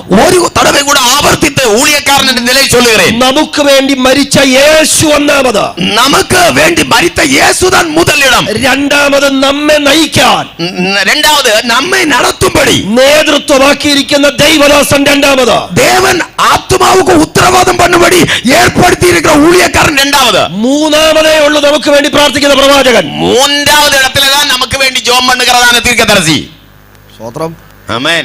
ഇന്ന് പകൽ നിങ്ങളുടെ ഹൃദയത്തിൽ കുറിച്ചിട്ടേ പോകാവൂ. ഇന്ന് ഉങ്ങളുടെ ഹൃദയത്തിൽ എഴുതപ്പെട്ടതായിട്ടാണ് നിങ്ങൾ പോക വേണ്ടു. ഒന്നാമത് യേശു, മുതൽ ഇടം യേശുവുക്ക്. രണ്ട്, എന്നെ നടത്താൻ ദൈവം ആക്കിയിരിക്കുന്ന അഭിഷിക്തൻ. രണ്ടാമത് എനക്കാக திறப்பில் நிற்பதற்கு தேவன் ஏற்படுத்தியிருக்கிற ஊழியக்காரன். മൂന്നാമത് പുറത്തുള്ള ദൈവദാസൻ. മൂന്നാമത് വെളിയിലെ ഉള്ളവൻ. ഹല്ലേലൂയ, ആമേൻ. അങ്ങനെയെങ്കിൽ ഇന്ന് പകൽ പരിശുദ്ധാത്മാവ് ദൈവസഭയെ നോക്കി, അവൻ ഇവിടെ ഇരിക്കുന്ന ദൈവജനത്തെ നോക്കി യേശുവിന് നമുക്ക് പ്രാധാന്യം കൊടുക്കാം. ഇന്ന് പകൽ വെളിയിലെ കർത്തருடைய பரிசுத்தாவியானவர் கூப்பிட்டு இங்க இருக்கிற சபையோடு சொல்லுகிறார், நமக்கு முதலிடம் இயேசுவுக்கு கொடுக்கலாம். യേശു വലുതോ? இயேசுதான் பெரியவர். യേശു വലുതോ? இயேசுதான் பெரியவர். ഞാൻ ഒന്നുകൂടി കടത്തി പറയട്ടെ, ഒന്നുകൂടെ ആമേൻ മറുകടന്ന് ചൊല്ലുகிறேன். ശുശ്രൂഷ ഒന്നാമതാണോ യേശു ഒന്നാമതാണോ? ஊழியம் முதலாவதா இயேசு முதலாவதா? ആമേൻ, ആമേൻ. അന്യഭാഷ ഒന്നാമതാണോ യേശു ഒന്നാമതാണോ? അന്യഭാഷയ്ക്ക് മുതലിടമാ യേശുവുക്ക് മുതലിടമാ? സ്വർഗം ഒന്നാമതാണോ യേശു ഒന്നാമതാണോ? പരലോകത്തിற்கு മുതലിടമാ യേശുവുക്ക് മുതലിടമാ? ആമേൻ. അവർ പരലോകത്തിലും പെരിയവർ. ഹല്ലേലൂയ. ചിലർ മിണ്ടുന്നില്ല, ഭാഷ ഞങ്ങൾ ഈ ചൂടത്ത് ഇവിടെ വന്നിരിക്കുന്ന മുഴുവൻ അങ്ങോട്ട് പോകാൻ വേണ്ടിയാ. ചിലർ മൗനമായിരിக்கிறீர்கள். பாஸ்டர் நாங்க இந்த சூடும் பிடிச்சு இங்க இந்த இடத்துல வந்து இருக்கிறது அங்க போறதுக்காக பரலோகத்துக்கு. ഇവിടെ സ്വർണ്ണം ഇടാത്തത് അവിടെ നമുക്ക് നടക്കാൻ വേണ്ടിയിട്ടാ ഞങ്ങൾ ഇതെല്ലാം ഇവിടെ വേണ്ടെന്നും പറഞ്ഞ് നടക്കുന്നത്. இங்க நாங்க பொன்னும் பொடியும் எல்லாம் இடாதது அங்க போய் சவுட்டி நடப்பதற்காக அப்படி நாங்கள் செய்கிறோம். അപ്പൊ ആ സ്വർഗം വലുതല്ലെന്ന് പറഞ്ഞാൽ ഞങ്ങൾക്ക് ഉൾക്കൊള്ളാൻ പറ്റത്തില്ല. அந்த சொர்க்கம் பெரியதல்ல என்று சொன்னா எங்களுக்கு ஏற்றுக்கொள்ள முடியவில்லை. ഞാൻ പറയുന്നു, അല്ല വചനം പറയുന്നു, പരിശുദ്ധ വേദാഗമം ചൊല്ലുகிறது യേശു ഒന്നാമത്, സ്വർഗം പോലും രണ്ടാമത്. യേശുதான் முதலாவது, പരലോകത്തിലെ രണ്ടാമത് ഇടം താൻ. ഹല്ലേലൂയ. യേശുവിന് നമുക്ക് പ്രാധാന്യം കൊടുക്കാം. യേശുവിക്ക് മുതലിടം കൊടുப்போம். ഞാൻ നിങ്ങളോട് ഒരു കാര്യം ചോദിക്കാം. ഒരു കാര്യം ഉങ്ങളുടെ കേൾக்கிறேன். സ്വർഗത്തിൽ പോകുമെന്ന് ഉറപ്പുള്ള ഒരു സ്വത്രം പറഞ്ഞാൽ பரலோகத்துக்கு போவேன் அப்படி உள்ள உறுதி உள்ளவர்கள் சோத்திரம் சொல்லலாம். அதுக்காக தானே வந்திருக்கிறோம். ஆமென். சோத்திரம் வெக்கமே இல்ல, எல்லாரும் கை உயர்த்தி சோத்திரம் பண்ணுங்க. ஆமென். சோத்திரம். സ്വർഗത്തിൽ നിങ്ങൾ പോവും. நீங்கள் பரலோகத்துக்கு போவீர்கள். ഉറപ്പാ? സ്വർഗം എവിടാ? ഉറുതിதான். സ്വർഗം എവിടാ? പരലോകം എங்கே இருக்கிறது? നിങ്ങൾ പോകുമെന്നാ പറഞ്ഞേ. സ്വർഗം എവിടാന്ന് അറിഞ്ഞെങ്കിലേ പോകാൻ പറ്റൂ. പരലോകം എங்கேன்னு தெரிந்தாலல்லவா போக முடியும். നിങ്ങൾ പറഞ്ഞു ഞാൻ സ്വർഗത്തിൽ പോകുമെന്ന് പറഞ്ഞു. நீங்க சொன்னீர்கள் நான் பரலோகத்துக்கு போவேன். ഈ സ്വർഗം എവിടാ? സ്വർഗം എங்கே? ഈ നാഗർകോവിന്റെ അപ്പുറം വല്ലോ ആണോ? നാഗർകോവിൽ അപ്പുറത്താ. ഈ ഗൂഗിൾ മാപ്പ് ഇട്ട് വണ്ടിയിൽ പോവാം. ഗൂഗിൾ മാപ്പ് ഇട്ട് വണ്ടിയിൽ പോയിരலாம். ഇനി കാശ്മീരിന്റെ അപ്പുറത്താണേലും നമുക്ക് ട്രെയിനിലെങ്കിലും പോകാം. കാശ്മീർ அந்த பக்கம் இருக்கிறதால் ட்ரெயின்லாவது போகலாம். സ്വർഗം എവിടാ? പരലോകം എங்கே? പോകുമെന്ന് ഉറപ്പ് പറഞ്ഞ് നിങ്ങളോടാ ചോദിക്കാം. സ്വർഗം എവിടാ? போவேன் என்று உறுதியாய் சொன்ன உங்களிடத்தில் கேட்கிறேன். பரலோகம் எங்கே இருக்கிறது? അപ്പൊ സ്വർഗത്തിൽ പോകും നിങ്ങൾ. அப்ப நீங்க சொர்க்கத்தில் போவீர்களா? നമുക്ക് പോകാൻ പറ്റത്തില്ല. നമുക്ക് പോകാൻ முடியாது. അയ്യോ വന്ന പാസ്റ്റർ ദുരുപദേശം പറയുന്നു എന്നൊരു ചിന്തയില്ല നിങ്ങൾക്ക്? இந்த அழைக்கப்பட்டு வந்ததான பாஸ்டர் துருபதேசம் சொல்லுகிறார் என்ற ஒரு எண்ணம் வருகிறதல்லவா? നമുക്ക് സ്വർഗത്തിൽ പോകാൻ പറ്റത്തില്ല. നമുക്ക് പരലോകത്ത് പോകാൻ முடியாது. കാരണം യേശു പറഞ്ഞു, യേശു சொன்னார், ഞാൻ പോയി സ്ഥലം ഒരുക്കാൻ പോകുന്നു. நான் போய் உங்களுக்கு ஸ்தலத்தை ஆயத்தம் பண்ண போகிறேன். ഞാൻ പോയി സ്ഥലം ഒരുക്കിയാൽ, நான் போய் ஸ்தலத்தை ஆயத்தம் பண்ணினால், ഞാൻ പിന്നെയും വന്ന്, நான் மறுபடியும் வந்து നിങ്ങളെ കൊണ്ടുപോകും. உங்களை கொண்டு போய் சேர்ப்பேன். അപ്പൊ നമ്മൾ പോകുകയാണോ നമ്മളെ കൊണ്ടുപോകുകയാണോ ചെയ്യുന്നത്? നാം പോകുகிறோமா அல்ல நம்மை கொண்டு போகிறாரா? പറ. കൊണ്ടുപോകുന്നതാ. കൊണ്ടുപോகிறார். അപ്പൊ ഞാൻ പോകുന്നതാണോ എന്നെ കൊണ്ടുപോകുകയാണോ ചെയ്യുന്നത്? நான் போகிறதா என்னை கொண்டு போகிறதா? അങ്ങനെയെങ്കിൽ ആരാ കൊണ്ടുപോകുന്നേ? அப்படி என்றால் நம்மை பரலோகத்துக்கு கொண்டு போகிறது யாரு? എനിക്ക് സ്വർഗത്തിൽ പോകാൻ പോലും യേശു വേണം. எனக்கு பரலோகத்துக்கு போக வேண்டும் என்றால் கூட இயேசு வேண்டும். അങ്ങനെയെങ്കിൽ യേശുവാണ് വലുതാ. அப்படியானால் இயேசுதான் பெரியவர். എത്ര പേർക്ക് ഉറപ്പുണ്ട് വചനത്തിൽ? എത്ര പേർ ധൈര്യമായി சொல்லுகிறீர்கள்? എനിക്ക് നിത്യതയിൽ പോകണമെങ്കിൽ പോലും ആ യേശു ഇല്ലാതെ പറ്റത്തില്ല. நித்திய ராஜ்யத்தில் நான் போக வேண்டும் என்றால் கூட இயேசு இல்லாமல் முடியாது. ആ യേശുവിനെ നമുക്ക് മുറുകെ പിടിക്കാം. அந்த இயேசுவை உறுதியாய் பற்றிக்கொள்வோம். അവൻ യേശു ഉള്ളടമാണ് സ്വർഗം. இயேசு உள்ள இடம்தான் சொர்க்கம். 2026 നിങ്ങളുടെ ജീവിതം മുഴുവൻ യേശു കേന്ദ്രീകൃതമാകട്ടെ. 2026 മുഴുവനും നമ്മുടെ வாழ்க்கையின் மத்திய பாகம் இயேசுவாയിരിക്കட்டும். ക്രിസ്തുവിന് പ്രാധാന്യം കൊടുത്ത് മുന്നോട്ട് പോകട്ടെ. ക്രിസ്തുവിന് മുതലിടം കൊടുത്ത് വാഴുവോ. 1 കൊരിന്ത്യർ ലേഖനം ആമേൻ 1-ാം അധ്യായം മുഴുവൻ പറയുന്നത് യേശു ഒന്നാമത്. 1 കൊരിന്ത്യർ 1-ാം അധികാരം മൊത്തം പേசுகிறது இயேசுவுக்கு தான் முதலிடம். ആമേൻ ക്രൂശിക്കപ്പെട്ട ക്രിസ്തുവിനേക്കാൾ ഉപരി നിങ്ങൾ ഒന്നും പറയരുത്. സിലുവയിൽ അറിയപ്പെട്ട ക്രിസ്തുവുക്ക് മേലാக നിങ്ങൾ ഒന്നും പേസக்கூடாது. 2-ാം അധ്യായത്തിൽ ആ യേശുവിന്റെ വെളിപ്പാടിനെ കുറിച്ചാണ് പറയുന്നത്. 2-ാം അധികാരം യേശു ക്രിസ്തുവെ കുറിച്ചതാണ് വെളിപ്പെടുത്തലെ പേசுகிறது. പെന്തക്കോസ്തുകാരായി നമ്മൾ പ്രാർത്ഥിക്കുമ്പോൾ എപ്പോൾ ഉപയോഗിക്കുന്ന ഒരു വാക്യം കിടക്കുന്നത് 2-ാം അധ്യായത്തിലാണ്. പെന്തക്കോസ്തുകാരനാകിയ നാം ജപിക്കുമ്പോൾ എപ്പോഴും பயன்படுத்துகிற ഒരു വാർത്ത കിടക്കുന്നത് 2-ാം അധികാരത്തിൽ. 1 കൊരിന്ത്യർ ലേഖനം 2-ാം അധ്യായത്തിൽ ഒരു വാക്യം നമ്മൾ എപ്പോഴും പ്രാർത്ഥിക്കാറുണ്ട്. 1 കൊരിന്ത്യർ 2-ാം അധികാരത്തിലുള്ള ഒരു വചനത്തെ അടിക്കടി നാം ജപിപ്പതുണ്ട്. ആർക്കെങ്കിലും അറിയാവോ? தெரியுமா இருக்காவது? ചിലരൊക്കെ പറഞ്ഞു 9-ാമത് വാക്യം അല്ലേ? ചിലർ ചൊല്ലാറുകൾ 9-ാவது വചനം. അത് തന്നെയാണ് 9-ാം വാക്യം തന്നെയാ. 9-ാം വചനം தான். എന്താ വാക്യം? എന്നാ വചനം? ദൈവം തന്നെ സ്നേഹിക്കുന്നവർക്ക് വേണ്ടി ഒരുക്കിയിരിക്കുന്നത് தேவன் தம்மிடத்தில் அன்பு கூறுகிறவர்களுக்கு வேண்டி ஆயத்தம் பண்ணினவைகளை കണ്ണ് കണ്ടിട്ടില്ല, கண் காணவும் இல்லை, ചെവി കേട്ടിട്ടില്ല, காது கேட்கவும் இல்லை, ഒരു ഹൃദയത്തിലും തോന്നിയിട്ടില്ല. ஒருவருடைய இருதயத்திலும் தோன்றவும் இல்லை. നമുക്കൊരു വീട് വെക്കണം. നമുക്ക് ഒരു വീട് വെക്ക வேண்டும். നമ്മൾ എഴുന്നേറ്റ് സാക്ഷ്യം പറഞ്ഞു. നാം എളുമ്പി സാക്ഷി சொன்னோம். ദൈവമക്കളെ നിങ്ങൾ എല്ലാവരും എനിക്കൊരു വീടിന് വേണ്ടി പ്രാർത്ഥിക്കണം. ആണ്ടവരുടെ പിള്ളയെ നിങ്ങൾ എല്ലാവരും ദയവ് ചെയ്ത് എനിക്ക് ഒരു വീട്ടിற்காய் ജெபம் பண்ண வேண்டும். ഊഴിയക്കാർ പറഞ്ഞു ഇന്ന ആര് പ്രാർത്ഥിക്കാൻ പറഞ്ഞു. ஊழியக்காரர் இன்ன ஆள் ஜெபிக்க சொன்னார். നമ്മൾ പറയാൻ പറയുന്ന വാക്യം ഇതായിരിക്കും. നാം എടുത്തു ചൊല്ലുகிறதான വചനം ഇതായിരിക്കും. കർത്താവേ നിന്നെ സ്നേഹിക്കുന്നവർക്ക് വേണ്ടി ഒരുക്കിയിരിക്കുന്നത് കണ്ണ് കണ്ടിട്ടില്ല, ചെവി കേട്ടിട്ടില്ല, ഹൃദയത്തിൽ തോന്നിയിട്ടില്ല. ஆண்டவரே உம்மில் அன்பு கூறுகிறவர்களுக்காக நீர் ஆயத்தம் பண்ணினவைகளை கண் காணவில்லை, காது கேட்கவில்லை, யாருடைய இருதயத்தில் தோன்றவும் இல்லை. പറഞ്ഞിട്ടുണ്ടോ നിങ്ങൾ? ചൊല്ലിയിരിக்கிறீர்களா? തെറ്റൊന്നും അല്ല കേട്ടോ. തവറല്ല, നിങ്ങൾ ചൊന്നാൽ തെറ്റില്ല, തവറല്ല. തെറ്റാണോ എന്നൊന്നും നിങ്ങൾ ചിന്തിക്കേണ്ട, കുഴപ്പമില്ല. തവർ എന്നൊന്നും നിങ്ങൾ ചിന്തിക്ക വേണ്ട, കുഴപ്പമില്ല. നിങ്ങൾ ഉദ്ദേശിച്ച ഇത്രയേ ഉള്ളൂ. ഒരു വീട്, ഒരു വീട്. അതെന്നാ വീട്? അതെന്നെ വീട്. നമുക്കൊരു വണ്ടി വേണം, നമുക്കൊരു വാഹനം വേണ്ടും. നമ്മൾ പ്രാർത്ഥിക്കുന്ന വാക്യമാ. നാം ജപിക്കുന്ന വചനം ഇത്. എന്താ? എന്നാ വചനം? കണ്ണ് കണ്ടിട്ടില്ല, കൺ കാണവില്ലേ, ചെവി കേട്ടിട്ടില്ല, കാത് കേൾക്കവില്ലേ, ഒരു ഹൃദയത്തിലും തോന്നാത്ത, ഒരു ഇരുദയത്തിൽ തോന്നവുമില്ലേ. ഒരു കമ്പനിക്കാരന്റെയും ഹൃദയത്തിൽ തോന്നാത്തൊരു വണ്ടി. അതെന്നാ വണ്ടി? കാളവണ്ടി വല്ലതും ആയിരിക്കും. ഒരു കമ്പനിക്കാരുടെ ഇരുദയത്തിൽ തോന്നാത്ത ഒരു വണ്ടി, അത് എന്ന വണ്ടിയായിരിക്കും? കാളവണ്ടിയായിരിക്കുമോ? അപ്പൊ ഇവിടെ എഴുതിയിരിക്കുന്ന വാക്യം ഒരു വണ്ടിയും കാറിനും ഒരു വീടിനും വേണ്ടി എഴുതിയതല്ല. 1 കൊരിന്ത്യർ 2:9. 1 കൊരിന്ത്യർ 2:9 വചനം ഒരു വീട്ടുക്കോ കാറുക്കാകോ എഴുതപ്പെട്ട വചനമല്ല. അതിനും അപ്പുറത്ത് നിൽക്കുന്നതാണ്. അതെയും താണ്ടി നിൽക്കുന്നത്. നിങ്ങൾ ആ വചനം ഒന്ന് ധ്യാനിച്ചേ. அந்த வசனத்தை தியானித்து பாருங்கள். ദൈവം തന്നെ സ്നേഹിക്കുന്നവർക്ക് വേണ്ടി தேவன் நம்மிடத்தில் அன்பு கூறுகிறவர்களுக்கு കണ്ണ് കണ്ടിട്ടില്ല, ஆயத்தம் பண்ணினதை கண் காணவில்லை, ചെവി കേട്ടിട്ടില്ല, எந்த செவியில் கேட்டிட்டில்லை, ഹൃദയത്തിൽ തോന്നിയിട്ടില്ല. யாருடைய இதயத்தில் தோன்றவும் இல்லை. അടുത്ത വരി എന്ന് എഴുതിയിരിക്കുന്ന പോലെ തന്നെ. ஆனால் എന്ന് എഴുതിയിരിക്കുന്നു என்று எழுதப்பட்டிருக்கிறது. എവിടെ എഴുതിയിരിക്കുന്നു? எங்கே எழுதியிருக்கிறது? പഴയ നിയമത്തിൽ എഴുതിയിട്ടുണ്ട്. പഴയ ഏർപ്പാട്ടിൽ എഴുതിയിരിക്കുന്നത്. പഴയ നിയമത്തിൽ എഴുതിയ ഒരു വാക്യം പൗലോസ് ഇവിടെ എടുത്തു പറയുന്നു. പഴയ ഏർപ്പാട്ടിൽ എഴുതപ്പെട്ട ഒരു വചനത്തെ പൗൽ ഇങ്ങനെ എടുത്ത് ചൊല്ലുகிறார். പഴയ നിയമത്തിൽ എവിടെയാണ് ഈ വാക്യം എഴുതിയിരിക്കുന്നത്? പഴയ ഏർപ്പാട്ടിൽ എங்கே எழுதப்பட்டிருக்கிறது? യെശയ്യാ പ്രവചനം യേശയ്യാ തീർക്കദർശനം 64 അധ്യായം 64 അധികാരം 4ാമത് വാക്യം 4ാമത് വചനം. ഈ അവിടെ ഇതേ വാക്യം എഴുതിയിട്ടുണ്ട്. അங்கேയും ഇതേ വചനം ആ എഴുതപ്പെട്ടിരിക്കുന്നു. വാക്യത്തെ പൗലോസ് ഇവിടെ എടുത്തുദ്ധരിക്കുന്നു. அந்த വചനത്തെ പൗൽ ഇങ്ങനെ ആവർത്തിച്ച് ചൊല്ലുகிறார். കണ്ണ് കണ്ടിട്ടില്ല, കൺ കാണവിல்லை, ചെവി കേട്ടിട്ടില്ല, കാത് കേട്ടിട്ടില്ലേ, ഹൃദയത്തിൽ തോന്നിയിട്ടില്ല, ഹൃദയത്തിൽ തോന്നവുമില്ലേ എന്നെഴുതിയിരിക്കുന്നു എന്ന് എഴുതപ്പെട്ടിരിക്കുന്നത്. പക്ഷെ വാക്യം തീർന്നില്ല.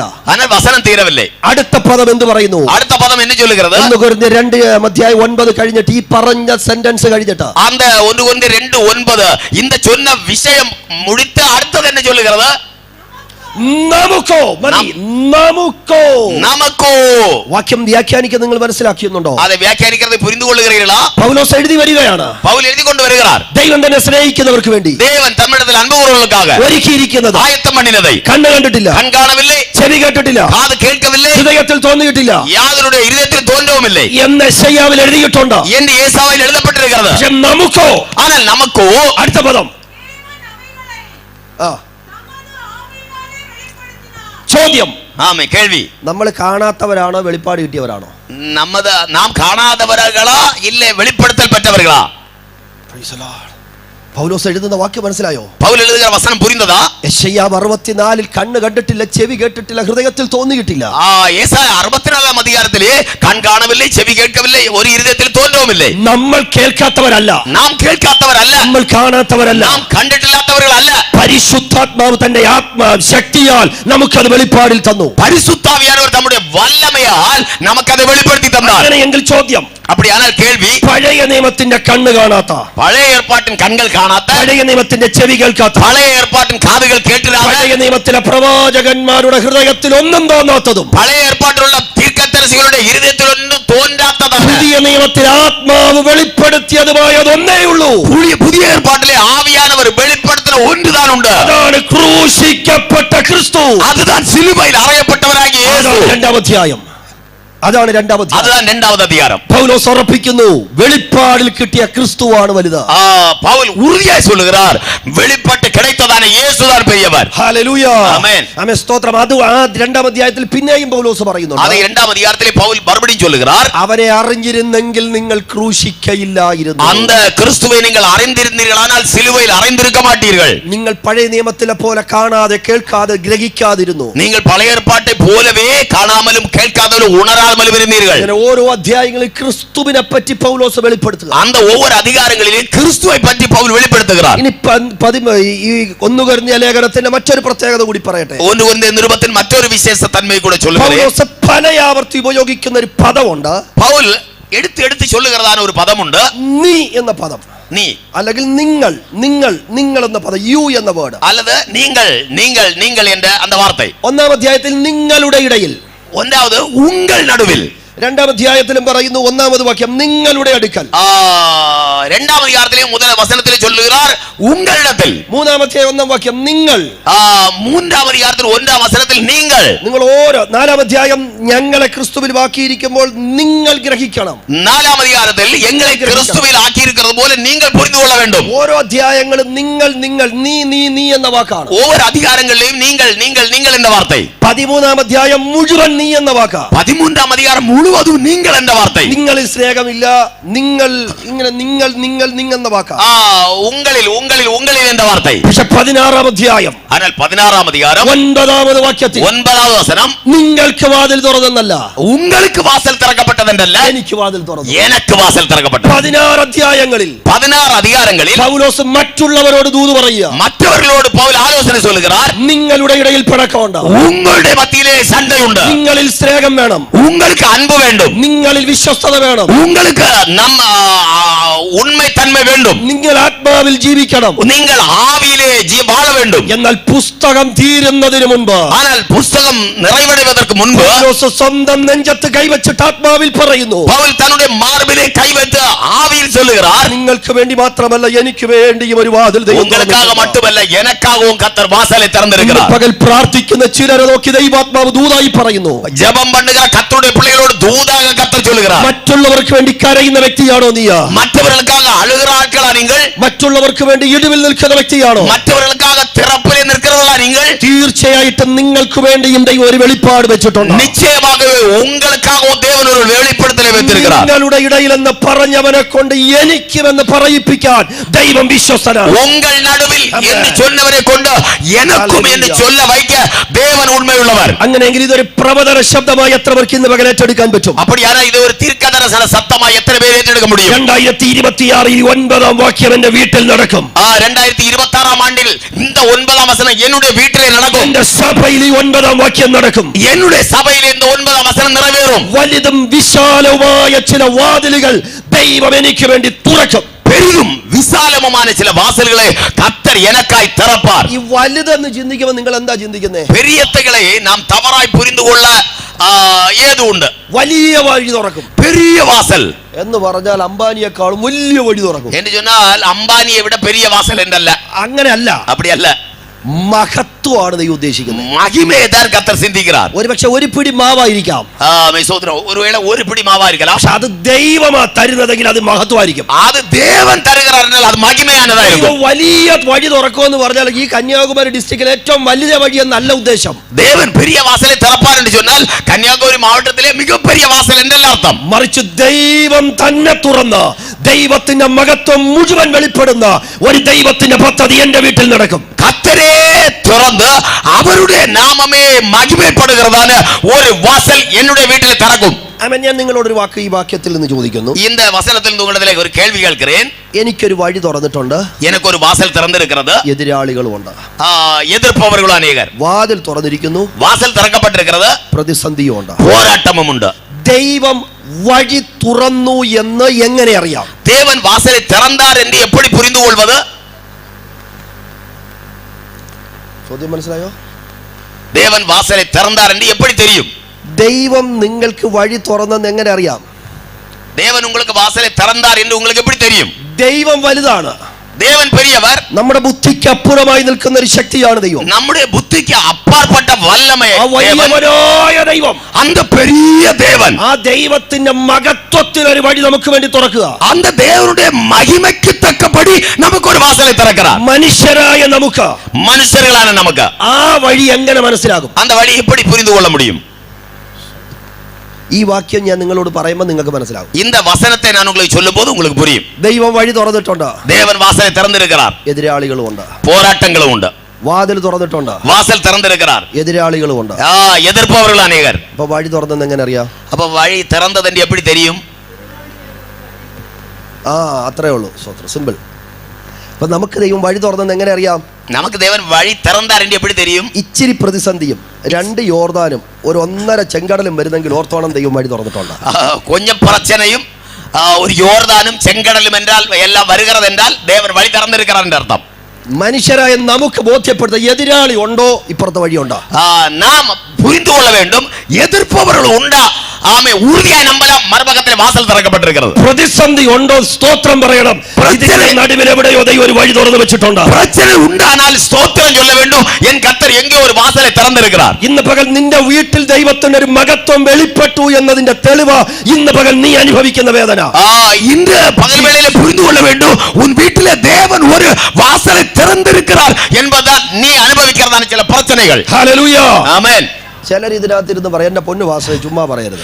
என் பொண்ணு பாஸ்டர் நீங்க சும்மா சொல்லாதீங்க, എനിക്ക് വഴി മാത്രമേ ഉള്ളൂ, எனக்கு வழி மட்டும்தான் உண்டு, ഒരു പോരാട്ടവും ഇല്ല, ഒരു പ്രശ്നവും ഇല്ല, ஒரு போராட்டமும் பிரச்சனையும் இல்லை, ഞങ്ങൾ വളരെ കൂളായി വഴി കൂടി നടന്നുകൊണ്ടിരിക്കും, நாங்கள் இப்படி ஜாலியாக வழியில் நடந்து கொண்டிருக்கிறோம். അങ്ങനെ ചിന്തിക്കുന്ന ആരെങ്കിലും ഉണ്ടെങ്കിൽ, அப்படி எண்ணுகிறவர்கள் யாராவது இருந்தால் വേദപുസ്തകത്തിന്റെ അടിസ്ഥാനത്തിൽ പറയാം, வேத புஸ்தகத்தை வைத்து சொல்லுகிறேன், ഒന്നുകിൽ അത് തുറന്നത് ദൈവം അല്ല, ஒன்றில் அந்த வழியை திறந்த தேவன் அல்ல, അല്ലെങ്കിൽ പേടിക്കണ്ട, അല്ലെങ്കിൽ ഭയപ്പെட വേണ്ട, നിങ്ങൾ ഇപ്പൊ വഴി കണ്ടെന്നേ ഉള്ളൂ, നിങ്ങൾ ഇപ്പോൾ വഴിയെ பார்த்தீர்கள் என்றால் എതിരാളിയെ നീ കണ്ടില്ല, പേടിക്കണ്ട, 2 ആഴ്ച കഴിയുമ്പോൾ വന്നോളൂ. എതിരാളിയെ നിങ്ങൾ കാണവില്ലേ, ഭയപ്പെടണ്ട, 2 വാരത്തുള്ള കാൺപീരുകൾ. ദൈവമാണ് വഴി തുറന്നതെങ്കിൽ ദേവൻ താൻ വഴിയെ തുറന്നാർ. പ്രതിസന്ധികൾ ഉണ്ട്, എതിർപ്പവരുകൾ ഉണ്ട്. പക്ഷെ നമ്മുടെ ഉറപ്പെന്തെന്നറിയാമോ? നമ്മുടെ ധൈര്യം എന്ന് എനിക്ക് ബോധ്യമാക്കാനാണ് ഈ പ്രതിസന്ധി എങ്കിൽ പ്രതിസന്ധികളുടെ നടുവിൽ എന്റെ ദൈവം എനിക്ക് വിശാലമായത് ചെയ്യും. பிரச்சனை ஆமை சோதரா தேவனாகிய கர்த்தரால் ஆமை அறிந்த காரியம் என்றால் என் தேவனாகிய கர்த்தர் எனக்கு வழியை திறந்தார் என்பது நிச்சயம். എനിക്കറിയത്തില്ല, ഉള്ളിൽ തരുന്ന ആത്മാവിന്റെ വെളിപ്പാടിൽ ഈ വചനത്തിന്റെ വെളിപ്പാടുകൾ കൈമാറുകയാണ്. தேவனுடைய பரிசுத்தாவியானுடைய உள்ளிலே தந்ததான வெளிப்படுத்தல் என்றால் இப்பொழுது உங்கள் மத்தியிலே பகிர்ந்து கொள்கிறேன். ഇന്ന് പകൽ ഈ വചനം പറയുമ്പോൾ ചില പ്രതിസന്ധികളെ തകർത്ത് ചിലരുടെ മുമ്പിൽ വിശാലമായ വാതിലുകൾ ദൈവം തുറക്കുകയാ. இந்த வசனம் கேட்டுக்கொண்டிருக்கும் போதே சில பிரச்சனைகளை தேவனாகிய கர்த்தர் நோக்கி ചില വാതിലുകളെ കർത്തർ തുറപ്പാർ. വിശ്വസിക്കുന്ന എത്ര പേര് ഇതിനകത്തിരിപ്പുണ്ട്? നമ്പുന്നവർ എത്ര പേര് ഇരിக்கிறீர்கள்? വെല്ലുവിളികളുടെ നടുവിൽ, പ്രതിസന്ധിയുടെ നടുവിൽ സഭയ്ക്ക് വേണ്ടി, കുടുംബങ്ങൾക്ക് വേണ്ടി, തലമുറയ്ക്ക് വേണ്ടി മഹത്വകരമായ ഒരു വഴി സ്വർഗം തുറക്കുകയാ. ആ സവാലുകളിൽ മധ്യയിലെ ആമേ സഭയ്ക്കാക, കുടുംബങ്ങൾക്കാക, ദേവ മക്കൾക്കാക ദേവനാകിയ കർത്തർ വിശാലമായ വാതിൽ തുറக்கிறார். എത്ര പേർക്ക് ഉറപ്പുണ്ട്? ആമേൻ. ഹല്ലേലൂയ. അടുത്തൊരു ചോദ്യം, എല്ലാം ചോദ്യ ഉത്തരവാണ്. മറ്റൊരു കേൾവി, വഴി ഉള്ളത് കൊണ്ടാണോ പ്രശ്നം, പ്രശ്നം ഉള്ളത് കൊണ്ടാണോ വഴി? വഴി ഉള്ളതിനാൽ പ്രശ്നയാ, ഇല്ല പ്രശ്ന ഇരിക്കുന്നതിനാൽ വഴി തുറപ്പാ? ഒന്നുകൂടി പറയാം, എതിരാളി ഉള്ളത് കൊണ്ടാണോ വഴി, വഴി ഉള്ളത് കൊണ്ടാണോ എതിരാളി? എതിർപ്പവർകൾ ഇരിക്കുന്നപടിയാൽ വഴിയാ, ഇല്ലേ വഴി ഉള്ളതിനാൽ എതിർപ്പവർകളാ? നമ്മുടെ ചിന്ത എന്നാന്നറിയാവോ? നമ്മുടെ എണ്ണം എന്നെ தெரியுமா? ഒരു പ്രശ്നം വന്നു, ഒത്തിരി പ്രശ്നം വന്നു, നിറയെ പ്രശ്നം വന്നത്, മുന്നോട്ട് പോകാൻ പറ്റുന്നില്ല, സ്ട്രഗിൾ, സാമ്പത്തികവും മാനസികവും ശാരീരികവും ഒത്തിരി സ്ട്രഗിളുകൾ വന്നു. മുന്നോട്ട് പോക முடியவில்லை, പോരാട്ടങ്ങളും പൊരുളാധാര കഷ്ടങ്ങളുമാണ്, നിറയെ പ്രശ്നങ്ങൾ. ഉടനെ നമ്മൾ പറഞ്ഞു ഒരു 21 ദിവസം ഞാൻ അങ്ങ് ഉപവസിക്കുക. அப்போ நான் சொல்லுகிறேன் 21 நாட்கள் நாம் உபவாசிக்கிறோம். നമ്മൾ അങ്ങ് ഉപവസിക്കുക. நாம் உபவாசிக்கிறோம். വിഷയം എന്നാ? விஷயம் என்ன? കർത്താവേ തുറന്നേ പറ്റൂ, கர்த்தாவே வழி திறந்துதானாக வேண்டும், കർത്താവേ ചെയ്തേ പറ്റൂ, கர்த்தாவே செய்துதானாக வேண்டும், അതിനുള്ള തടസ്സങ്ങളൊക്കെ മാറണം, തടയങ്ങൾ എല്ലാം മാറ வேண்டும். നമ്മൾ ഇങ്ങനെ തുറന്നേ പറ്റൂ, തുറന്നേ പറ്റൂ, തുറന്നേ പറ്റൂ എന്ന് സത്യാഗ്രഹം ഇരുന്ന് നമ്മൾ പ്രാർത്ഥിക്കുക. നാം இப்படி திறக்கதா வேண்டும் என்று ആമേ സിന്ദാബാത്ത് വിളിച്ച് നാം இப்படி ജോം பண்ணி കൊണ്ടിരിக்கிறோம். 10-16 ദിവസമൊക്കെ ആയപ്പോ, 10-16 നാட்களான பின்பு സ്വർഗ്ഗത്തിൽ ക്യാബിനറ്റ് കൂടി. സ്വർഗ്ഗത്തിൽ ആമേ സോദര அந்த കൂട്ടം കൂടിനത്, ദൈവം ഇരിപ്പുണ്ട്, ദൂതന്മാരെല്ലാവരും, ദേവൻ ദൂതர்கள் എன்ற அந்த കൂട്ടം കൂടിനത്. ഈ സ്ഥലം, ഏ സ്ഥലം പേരെന്തുവാ? മൂലച്ചൽ. മൂലച്ചൽ അപ്പോയിന്റ് ചെയ്തിരിക്കുന്ന ദൂതനും അവിടെ ഉണ്ടല്ലോ. മൂലച്ചലും പുറപ്പെടുത്തിരിക്കുന്നതാണ് ദൂതരംഗം ഉണ്ട്. അപ്പൊ ഈ മൂലച്ചലിലുള്ള റിപ്പോർട്ട് ദൈവം ചോദിച്ചു, മോനെ അവിടുത്തെ പരിപാടിയൊക്കെ എങ്ങനെ ഉണ്ടെന്ന് ചോദിച്ചു. മൂലച്ചലുള്ളതാണ് കൂടുതൽ കുറവാണ് കാര്യങ്ങൾ എന്ന മകനെ அப்படின்னு ദൂതനിടത്തിൽ കേട്ടാർ. ഓരോരുത്തരുടെ കാര്യമൊക്കെ പറഞ്ഞിട്ട് പറഞ്ഞു, നമുക്ക് ദാണ്ട മൂലച്ചൽ ഇന്ന സ്ഥലത്തുള്ള മറ്റേ ആ ഒരു കുടുംബം ഉണ്ടല്ലോ, അവർ കഴിഞ്ഞ 10-17 ദിവസമായിട്ട് തന്നേ പറ്റൂ, തുറന്നേ പറ്റൂ എന്നൊക്കെ പറഞ്ഞുകൊണ്ടിരിക്കുക, എന്തെങ്കിലുമൊക്കെ ഒന്ന് ചെയ്തേക്ക്. മൂലച്ചൽ അനേക കുടുംബങ്ങൾ இருக்கிறார்களோ, അതിൽ ഇന്ന പ്രത്യേകமான കുടുംബം அவர்கள் ஒரே பிடியாக திறந்ததனாக வேண்டும், தந்ததனாக வேண்டும் என்று பிடிவாதமா பிடிச்சு கொண்டிருக்கிறார்கள். ദൂതൻ പറഞ്ഞു, കർത്താവ് 10-17 ദിവസമായിട്ട് തുറന്നേ പറ്റുമെന്ന് പറയാലോ, ഒരു കാര്യം, ഒരു വഴി അങ്ങ് വെട്ടിയേരെ. அப்போ தூதன் சொல்லுகிறார், ஆண்டவரே திறந்துதான் ஆக வேண்டும் என்று 10-17 நாளா சொல்லுகிறார்கள் அல்லவா, ஒரு வழியை திறந்து விடும். അപ്പൊ കർത്താവ് പറയാം, എന്നാ പിന്നെ ഒരു കാര്യം, നാളെ നീ ചെന്ന് ഒരു அப்பொழுது ஆண்டவர் சொல்லுங்க, சரி நாளை போய் உன்னை அப்படி திறந்து வை. അപ്പൊ 17-ാമത്തെ ദിവസം പ്രാർത്ഥിച്ചുകൊണ്ടിരിക്കുന്നു. 18-ാമത്തെ ദിവസം ദൂതൻ ഇറങ്ങി 18-ാം തീയതി രാത്രി ആയപ്പോൾ മമ്മട്ടി കൊണ്ടുവന്ന് ഒരു വഴി തുറന്നു. 17-ാം തീയതി വരെ ജപിച്ചു കൊണ്ടിരുന്ന പോത് 18-ാം തീയതി ദൂതൻ വന്നാൽ ആയുധങ്ങളെ കൊണ്ടുവന്ന് വെട്ടി തുറന്ന് ഒരു വഴിയെ തുറന്നാൽ. 19-ാം തീയതി രാത്രി ആയപ്പോൾ നമുക്ക് മെയിൽ കിട്ടി, വഴി തുറന്നു. 19-ാമത് നാൾ രാത്രി ആനപോത് നമുക്ക് ലെറ്റർ കിടക്കുന്നത്, വഴി തുറന്നാച്ചു. 20-ാം തീയതി ആയപ്പോൾ നമ്മൾ സ്തോത്രം പറഞ്ഞു, ഞാൻ 21 ഇരുന്നു, ദൈവം തുറന്നു. 20-ാം തീയതി ആനപോത് നാം സ്തോത്രം ചൊന്നു, ഞാൻ 21-ാമത്തെ തീരുമാനം പണി ഇരുന്നേ ദേവൻ വാസലെ തുറന്നാർ. അങ്ങനെയല്ലേ നിങ്ങൾ സാക്ഷ്യം പറയുന്നേ? அப்படியெல்லாம் நீங்கள் சாட்சி சொல்லுவீர்கள். ഞാൻ ഇരുന്നു, ദൈവം തുറന്നു. ഞാൻ ഇരുന്നേ, ദേവൻ തുറന്നാർ. എന്റെ പ്രതിസന്ധിയിൽ ഞാൻ വിട്ടുപോകാതെ ഇരുന്നു, ദൈവം തുറന്നു. என்னுடைய பிரச்சனையிலே நான் பிடிவாதமாக இருந்தேன், கர்த்தர் திறந்தார். ഒറ്റെണ്ണം ഇനി അങ്ങനെ പറഞ്ഞു പോകരുത്. ഒരെണ്ണം ഇനിമേൽ அப்படி சொல்லக்கூடாது. നീ ഇരുന്നിട്ടല്ല തുറന്നത്, നീ ഇരുന്നതിനാൽ അല്ല തുറന്നത്, ദൈവം തുറക്കുന്നത് കൊണ്ട് നിന്നെ ഇരുത്തിയത്. ദേവൻ തുറപ്പാർ, அதற்கு வேண்டியே உன்னை இருத்தினார். എത്ര പേർക്ക് മനസ്സിലായി? புரிந்தது? ഞാൻ ഇരുന്ന തമ്പുരാനെ കൊണ്ട് ജയിപ്പിക്കാൻ തമ്പുരാൻ എന്റെ കളിപ്പാവയല്ല. ഞാൻ ഇരുന്ന് എൻ യജമാനെ കൊണ്ട് തുറപ്പതற்கு അവർ என்னுடைய വിളയാട്ട് പൊരുളൊന്നും അല്ല. നമ്മൾ പറയുന്നത് പോലെ ചെയ്യാൻ അവൻ മനുഷ്യനല്ല. നാം ചൊല്ലുകപടി ചെയ്വதற்கு അവർ ഒരു സാധാരണமான വേലക്കാര മനുഷ്യനല്ല. നിനക്കൊരു വാതിൽ ദൈവത്തിന് തുറക്കണം. ഉനക്കാക ഒരു വാസலை தேவன் திறக்க வேண்டும். ദൈവത്തിന്റെ പദ്ധതിയാണ്. അത് ദേവന്റെ ഒരു പ്ലാൻ. അത് നിന്റെ വീട്ടിൽ തരണം. അത് ഉന്നെ വീട്ടിൽ കൊണ്ടുവര வேண்டும். അത് തരണമെങ്കിൽ നിന്നെ ഇരുത്തണം. അത് തര വേണ്ടുമാനാൽ ഉന്നെ ഒരു പാദത്തിൽ ഇരുത്തണം. നിന്നെ ഇരുത്തണമെങ്കിൽ നിനക്ക് പ്രതിസന്ധി വരണം. ഉന്നെ ഇരുത്ത വേണ്ടുമാനാൽ ഉനക്ക് പ്രശ്നം வேண்டும். ഇല്ലെങ്കിൽ നീ ഇരിക്കത്തില്ല. അത് നിന്നെക്കാളും നന്നായി തമ്പുരാൻ അറിയാം. അല്ലാവട്ടെ നീ ഇരുക്ക മാട്ടാതെ ഉന്നെ ഇവിടെ നന്നായി അവർക്ക് தெரியும். അതുകൊണ്ട് നമ്മൾ കൂളായി പോകുമ്പോൾ ഒരു തിരമാല വരും. ആകയാൽ നമ്മൾ നല്ല കൂളാ പോകുമ്പോൾ ഒരു അല വരും. കാരണം നിന്നെ എങ്ങനെയും വായിൽ ഇരുത്തിയിട്ട് വേണം എനിക്ക് ആ വഴി ഒന്ന് ഉന്നെ എപ്പോഴാவது പായിൽ ഇരുത്തിക്കൊണ്ട് വേണ്ടോ എനിക്ക് അന്ത വഴി വെട്ട വേണ്ടിയത്. അങ്ങനെയെങ്കിൽ ഇന്ന് പകൽ ഇവിടെ ഇരിക്കുന്ന എത്ര പേർക്ക് പറയാം, ഇന്നലകളിൽ എന്റെ ലൈഫിൽ വന്ന പ്രതിസന്ധി എന്നെ തകർക്കാനായിരുന്നില്ല, അവന്റെ വഴികളെ എനിക്ക് കാണാനുള്ള ദൈവത്തിന്റെ പദ്ധതികളായിരുന്നു എന്ന് എത്ര ആണ്ടവരുടെ പിള്ളകൾ നമ്പുகிறீர்கள். அப்படியானால் என்னை தகர்ப்பதற்கல்ல என்னை வாழ வைப்பதற்காக என் தேவன் ஆமிசோத்திர வழியை திறக்கிறார். ഇന്ന് പകൽ എത്ര പേർക്ക് ഉറപ്പോടെ പറയാൻ കഴിയും? എത്ര പേർക്ക് ധൈര്യമായി சொல்ல முடியும்? നീ കടന്നു പോകുന്ന കഷ്ടതകൾ നിന്നെ ഉടയ്ക്കാനല്ല, ദൈവത്തിന്റെ ശുശ്രൂഷ വെളിപ്പെടാനാ. നീ അനുഭവിക്കുന്ന കഷ്ടപ്പാടുകൾ ഉന്നെ അഴിപ്പതற்கல்ல, കർത്തരുടെ ഊഴിയം ഉന്നിൽ വെളിപ്പെടുവதற்காக. ഈ സന്ദേശം ചിലരെ ബലപ്പെടുത്തി ഇന്ന് പകൽ നിനക്ക് എഴുന്നേൽപ്പിക്കുകയാണ്. இந்த ഉപദേശം ഇന്ന് പകൽ വേളയിൽ ചിലരെ ബലപ്പെടുത്തി എഴുമ്പ பண்ணும். യോബിനോട് ചോദിക്കുക, ഞാൻ കഷ്ടതയിലായിരുന്നത് ഗുണമായെന്നവൻ പറയും. പൗൽ சொல்லுகிறார், நான் ഉപദ്രവപ്പെട്ടത് എനിക്ക് നല്ലത്. ഹല്ലേലൂയ. സങ്കീർത്തനത്തിൽ അങ്ങനെ നമ്മൾ വായിക്കും. സംഗീതത്തിൽ அப்படி വാസിக்கிறோம். ഞാൻ കഷ്ടതയിലായിരുന്നത് ഗുണമായി, ഞാൻ ഉപദ്രവപ്പെട്ടത് എനിക്ക് നല്ലത്. ഇന്ന് പകൽ ഇന്നലകളിൽ നീ കടന്നുപോയ പ്രതിസന്ധികൾ തകരത്തില്ല, തകർക്കാനല്ല, ദൈവത്തിന്റെ മഹത്വം വെളിപ്പെടാ. നേற்று വരെ അല്ലാതെ ഇതുവരെ നീ തരണം ചെയ്തതാണ് அந்த பிரச்சனைகள் உன்னை அழிப்பதற்கல்ல, உன்னை கட்டி எழுப்புவதற்கு. ഹല്ലേലൂയ. ഇന്ന് പകൽ കുടുംബങ്ങൾ കരങ്ങൾ ഉയർത്തി സ്തോത്രം ചെയ്യുക. 2025 എന്റെ കുടുംബം കടന്നുപോയ ശോധന, എന്റെ കുടുംബം കടന്നുപോയ പ്രതിസന്ധി തകർക്കാനല്ല, ഈ നാളുകളിൽ ദൈവം എനിക്ക് വേണ്ടി തുറക്കുന്ന വലുതും വിശാലമായ വാതിലുകളെ മനസ്സിലാക്കാനുള്ള ദൈവത്തിന്റെ പദ്ധതികളാണ്. இந்த பகல்வேளையிலே கேட்டுக்கொண்டிருக்கிற எல்லாரும் கரங்களை உயர்த்தி ஸ்தோத்திரம் செய்து சொல்லுங்கள், 2025 என் வாழ்க்கையிலே வந்த பிரச்சனைகள் என்னை அழித்து போடுவதற்கு அல்ல, இந்த வருஷத்திலே என்னை அளவில்லாமல் ஆசீர்வதிப்பதற்காக என்று வாய் திறந்து ஸ்தோத்திரம் பண்ணி சொல்லலாம். ഹല്ലേലൂയ. ഹല്ലേലൂയ.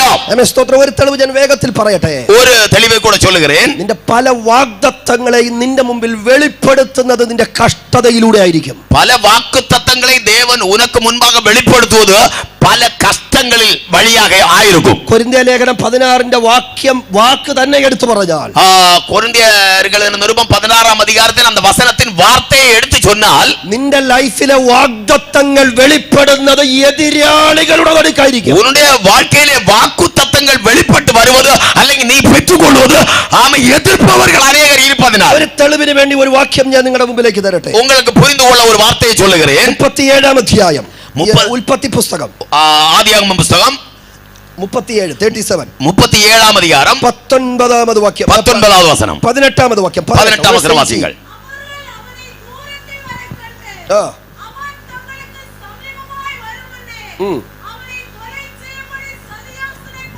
മതി. ആമേൻ. നിങ്ങൾ ആ വാക്യം ഒന്ന് ധ്യാനിക്കുക. அந்த வசனத்தை தியானிங்கள். ജോസഫിനെ ദൂരെ വെച്ച് കണ്ടു. യോസേഫെ ദൂരത്തിലേ കണ്ടാர்கள். ജോസഫ് ദൂരെ നിന്ന് വരുന്നു. യോസേഫ് ദൂരത്തിലെ വരുகிறாൻ. 10 പേര് ഇവിടെ നിൽക്കുന്നു. 10 പേര് ഇങ്ങ് നിൽக்கிறார்கள். ദൂരെ വെച്ച് കൊല്ലുവാൻ പ്ലാൻ ചെയ്തു. ദൂരെ വരുമ്പോഴേ കൊலை செய்ய திட்டம் போட்டார்கள். ആമേൻ. സ്തോത്രം. അവൻ അടുത്ത് വന്നിട്ടില്ല. അവൻ പക്കത്തിൽ വരല. ദൂരെ വെച്ചിട്ട് കൊല്ലണമെന്നാണ് പ്ലാൻ. ദൂരെ വരുகிறதை பார்த்தபோதே கொலை செய்ய வேண்டும் என்ற திட்டம்.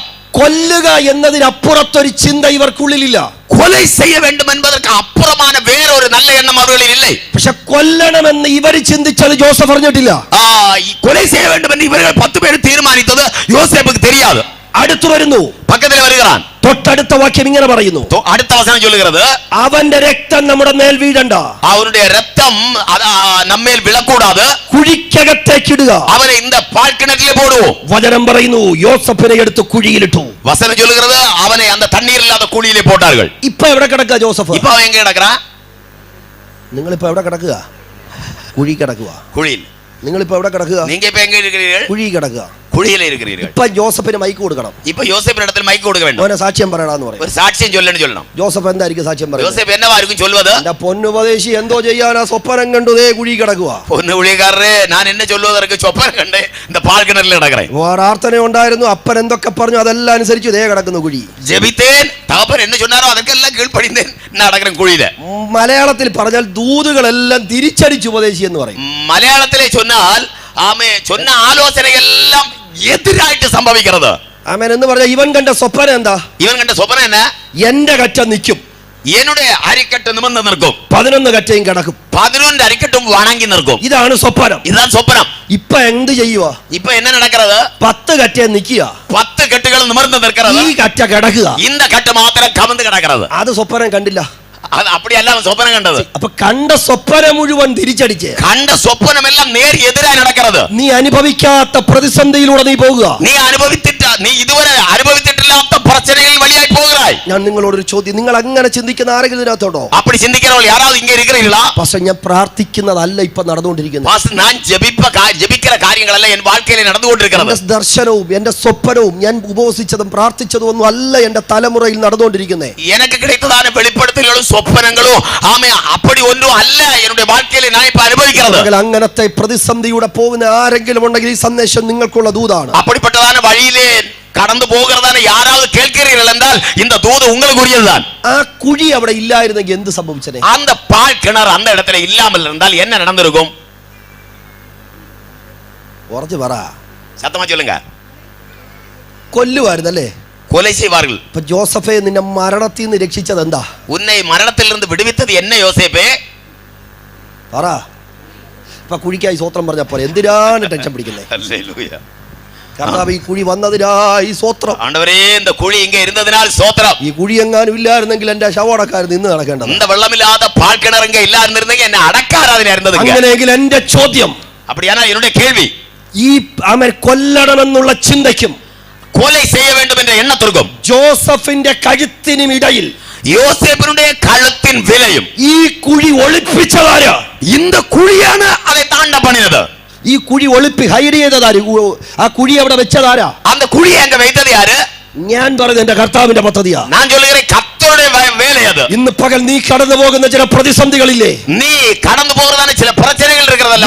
തകർത്ത് കളയത്തില്ല കുഞ്ഞെ. ഉന്നെ അഴിച്ചു പോടാതത്. എഴുതി വെക്കുക, ദൈവത്തിന്റെ മഹത്വം നിന്റെ മേൽ വെളിപ്പെടും. എഴുതി வைத்துக்கொள், அங்கே கர்த்தருடைய மகிமை விளங்கும். ഈ പ്രതിസന്ധിക്കകത്ത് നിന്ന് നീ പുറത്തു വരും. இந்த பிரச்சனை நடுவில் இருந்து நீ வெளியே வருவாய். കാരണം എതിരാളികളുടെ നടുവിൽ നിന്നെ ഒളിപ്പിച്ച ചില പ്രതിസന്ധികൾ ഇല്ലാതാക്കാനുള്ള ദൈവപ്രവൃത്തിയുടെ അടുത്ത അധ്യായം വെളിപ്പെടാനുള്ള ദൈവത്തിന്റെ നിയോഗങ്ങളാണ്. உன்னை பிரச்சனைகள் நடுவிலே போட்டு அழித்து போடுவதற்கல்ல, தேவனுடைய பிளானின்படி அடுத்த இடத்திற்கு நீ வருவதற்கு தான் கர்த்தர் உன்னை அப்படி நடத்துகிறார். ഇന്ന് പകൽ ഉറപ്പുള്ള ഒരു സ്തോത്രം ചെയ്യാം. ഹല്ലേലൂയ. പ്രതിസന്ധിക്കായി സ്തോത്രം ചെയ്യാം. പ്രശ്നക്കായി സ്തോത്രം பண்ணுவோம்.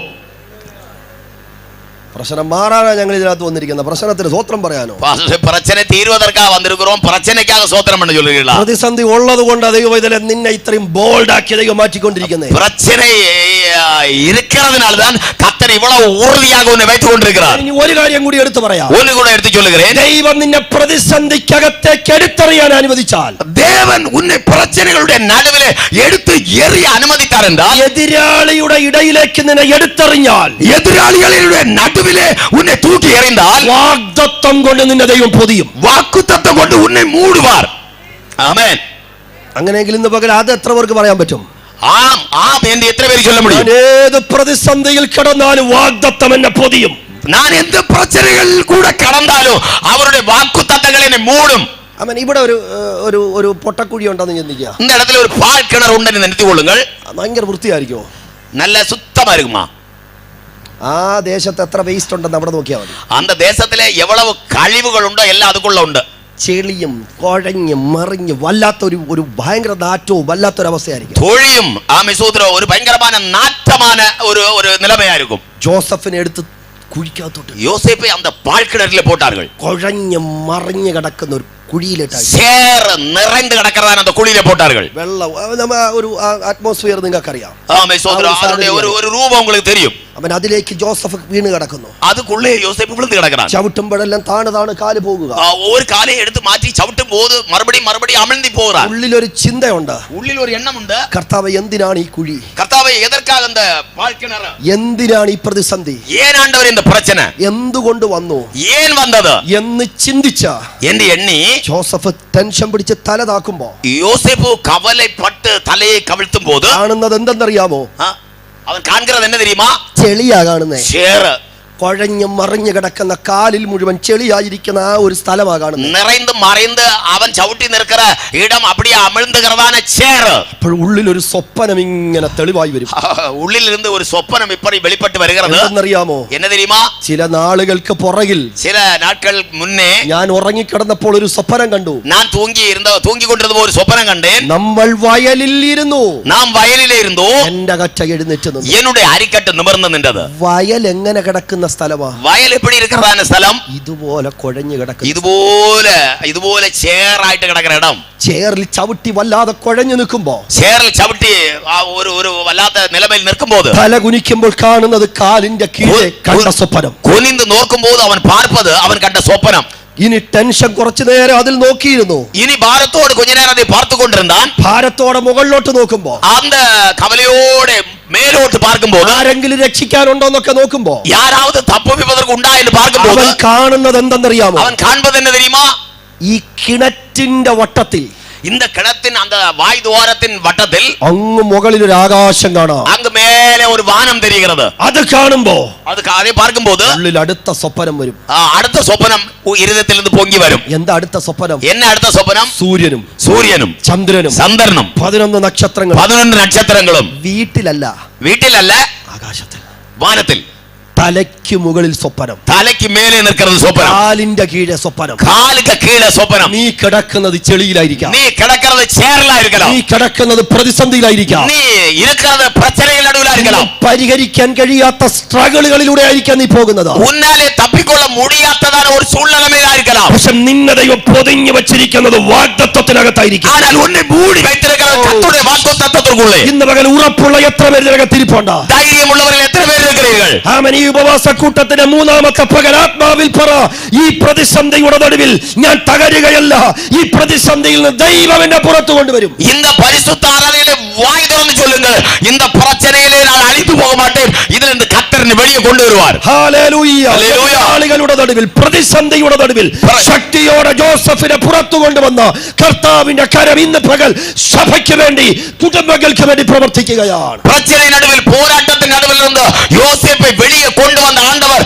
இன்று பகல் வேளையிலே சபைக்காய் கிரியை செய்து கொண்டிருக்கிறார். ദൈവം നമുക്ക് വേണ്ടി തുറക്കുന്നത് മുഴുവൻ പ്രതിസന്ധിയുടെ നടുവിലൂടെ ആയിരിക്കും. தேவன் நமக்காய் வாசல் തുറப்பതെല്ലാം பிரச்சனைகளின் நடுவிலாயிருக்கும். ഒന്നുകൂടി പറയാം, എന്തിനാ ദൈവം പ്രതിസന്ധി അനുവദിക്കുന്നത്? എടുത്തു ചൊല്ലുகிறேன், பிரச்சனையை ஏன் தேவன் അനുവദിக்கிறார்? പ്രതിസന്ധിയിൽ നിന്ന് ദൈവം പഠിപ്പിക്കുന്നതാ നാളുകളിൽ നിന്ന് ഉപയോഗിക്കാൻ പോകുന്നത്. പോരാട്ടങ്ങളെ മധ്യയിലെ ഉന്നെ പഠിപ്പിക്കുന്ന കാര്യം താൻ നാളെ എന്നുള്ള കാലത്തിലെ ഉന്നെ നിലനിർത്തുന്നത്. ഞാൻ നിങ്ങളോട് ആത്മാർത്ഥമായ ഒരു ചോദ്യം ചോദിക്കാം. ഞാൻ ഇരുദയംഗമായി ഉங்களிடத்தில் ഒരു കാര്യം ചൊല്ലുகிறேன். നിങ്ങൾ ഏറ്റവും അധികം ഉപവസിക്കുകയും പ്രാർത്ഥിക്കുകയും ചെയ്തത് എല്ലാം ഉള്ളപ്പോഴായിരുന്നോ, കഷ്ടതയുടെ നടുവിലായിരുന്നു? നിങ്ങൾ മിക അധികമായി ഉപവാസിച്ച് ജപിപ്പത് എല്ലാം ചെളിപ്പായിരുന്ന പോതാ, അല്ല പല പ്രശ്നങ്ങളിൽ നടുവിൽ ഇരുന്ന പോതാ? കേൾവി. പ്രതിസന്ധിയുടെ നടുവിലല്ലേ ഒത്തിരി കരഞ്ഞത്? പല പോരാട്ടങ്ങളിൽ മധ്യയിൽ ഇരുന്നുകൊണ്ടവല്ലവാ നിറയെ അഴുതീர்கள்? ശൂന്യതയുടെ നടുവിലല്ലേ നിലവിളിച്ച് പ്രാർത്ഥിച്ചത്? ഒന്നുമില്ലായ്മയിൽ നടുവിൽ ഇരുന്നല്ലവാ നിങ്ങൾ ഒപ്പാരി വയ്ത്ത് കണ്ണീർ വടിത്തത്? എന്തിനെന്നറിയാമോ? എനിക്ക് നിന്നെ കരുത്തുള്ള ഒരു വിശ്വാസിയാക്കി മാറ്റണം. ആമ എதற்கு தெரியுமா? ഉന്നെ നല്ല ഒരു വിശ്വാസിയായി മാറ്റ வேண்டும். നിന്നിലെ പ്രാർത്ഥന മനുഷ്യനെ എനിക്ക് പുറത്തു കൊണ്ടുവരണം. ഉങ്ങളുടെ ജപ കാര്യങ്ങളെ എനിക്ക് വെളിയെ കൊണ്ടുവര வேண்டும். വേറെ ആരും പഠിക്കാത്തത് എനിക്ക് നിന്നെ പഠിപ്പിക്കണം. വേറെ ആർക്കും தெரியாத കാര്യങ്ങളെ ഉന്നെ പഠിപ്പിക്ക வேண்டும். എതിരാളിയുടെ നടുവിൽ ഞാൻ നിന്നെ വലിച്ചെറിഞ്ഞത്, അതற்காகவே പോരാട്ടത്തിന്റെ നടുവിലെ ഞാൻ ഉന്നെ തൂക്കി എറിഞ്ഞത്. പകൽ ഒരു പ്രവചന ശബ്ദമായി ദൂതേറ്റെടുക്കുക. ഇത് ഒരു ദീർഘദർശന ശബ്ദമായി നിങ്ങൾ ഏറ്റെടുക്ക வேண்டும். പ്രതിസന്ധിയിൽ നിന്നെ വലിച്ചെറിഞ്ഞത് ജോസഫെ തകർക്കാനല്ല, ദൈവത്തിന്റെ മഹത്വം വെളിപ്പെടാൻ. പോരാട്ടത്തുക്കുള്ള എന്നെ തൂക്കി എറിഞ്ഞത് ഉന്നെ അழிப்பதற்கல்ல യോസേപ്പേ, ഉന്നെ അതിൽ നിന്ന് മഹിമയോടെ വെളിയെ കൊണ്ടുവരുന്നത്. പുസ്തകം 39-ാം അധ്യായം, ആദിയാഗമം 39-ാം അധികാരം 20-ാമത് വാക്യം, 20-ാമത് വചനം.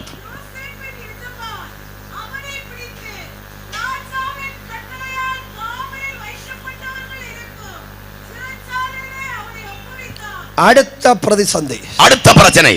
ഒന്ന് കുഴിയായിരുന്നെങ്കിൽ, ഒന്ന് പാഴ്ക്കിണറായിരുന്നതെന്നാൽ, രണ്ടാമത് എവിടെ ഇട്ടു? എങ്ക ഇട്ടാர்கள்? ചിറച്ചാലെ. ഓക്കെ, ജോസഫിനെ കാരാഗ്രഹത്തിൽ ഇട്ടു എന്ന് പറഞ്ഞ വലിയ കുഴപ്പമൊന്നുമില്ല. യോസേപ്പ് ചിറച്ചാലയിൽ പോട്ടാലെന്ന് പറഞ്ഞാൽ വലിയ കാര്യമില്ല. പക്ഷെ 20-ാമത്തെ വാക്യം പരിശുദ്ധാത്മാവ് എഴുതിയിരിക്കുന്ന വാക്കാണത്. ஆனால் 20-வது வசனம் பரிசுத்தாவியானவர் எழுதி வைத்திருக்கிற வார்த்தைகள். ആ വാക്യത്തിന്റെ പ്രത്യേകത നിങ്ങൾ ശ്രദ്ധിക്കുക. அந்த வசனத்தின் விசேஷத்தை நீங்கள் கவனியுங்கள். ജോസഫ് ആരാന്നറിയാമോ?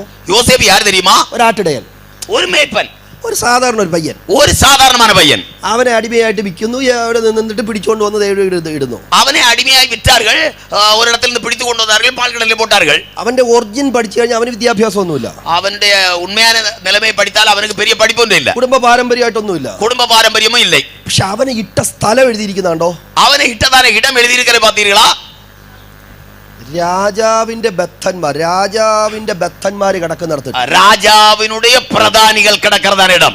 സത്യത്തിൽ ഇവൻ കിടക്കേണ്ട പോക്കറ്റ് അടിക്കുന്ന ബസ് സ്റ്റാൻഡിലെ പോക്കറ്റ് അടിക്കാരുടെ ഇടയ്ക്കാണ് കിടക്കേണ്ടത്. ഉണ്മയിലേ ഇവൻ കിടക്ക വേണ്ടിയത് இந்த ബസ് സ്റ്റാൻഡുകളെല്ലാം പോക്കറ്റ് അടിக்கிற കള്ള ഉണ്ടല്ലേ, അവൻ കിടക്ക വേണ്ടിയ ഇടത്തില. ആ ഒരു റേഞ്ചാ ജോസഫിന്റെ റേഞ്ച്. അന്ത ഒരു നിലമൈതാണ് ഇവരുടെ നിലമ. പക്ഷെ അവനെ പിടിച്ച് രാജാവിന്റെ ബദ്ധന്മാര് കിടക്കുന്നിടത്ത് എന്തിനായിട്ട്? അവനെ രാജാവിനുடைய அந்த തലയാരികൾ அந்த പ്രഭുക്കൾ കിടക്കുന്ന ഇടത്തിലെ ഏറ്റാர்கள்.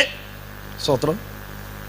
അതും ദൈവത്തിന് സ്തോത്രം പറയാനാ. അതും ദേവനായ കർത്തർക്ക് സ്തോത്രം ചെയ്യുമ്പടിയായി. യോസേപ്പേ, ഇന്ന് നിനക്ക് ഇതിന്റെ അർത്ഥം അറിയത്തില്ല. യോസേപ്പേ, ഇന്ന് ഇതിന്റെ അർത്ഥം ഉനക്ക് தெரியாது. ഒരു വേളയിൽ പല ആളുകൾ പ്രാർത്ഥിച്ച് ചോദിച്ചിട്ടുണ്ടായിരിക്കാം, അനേക ആൾക്കാർ ജെബിത്തിന് കേട്ടിരിക്കലാം, എന്തിന് ഇത് സംഭവിച്ചു, ஏன் இப்படி സംഭവിച്ചത്? കർത്താവ് പറയും, എനിക്ക് ഇതിനെ പഠിപ്പിക്കാനാ. ആണ്ടവർ ചൊല്ലുവാർ, ഉന്നെ ചില കാര്യങ്ങൾ പഠിപ്പിപ്പதற்காக.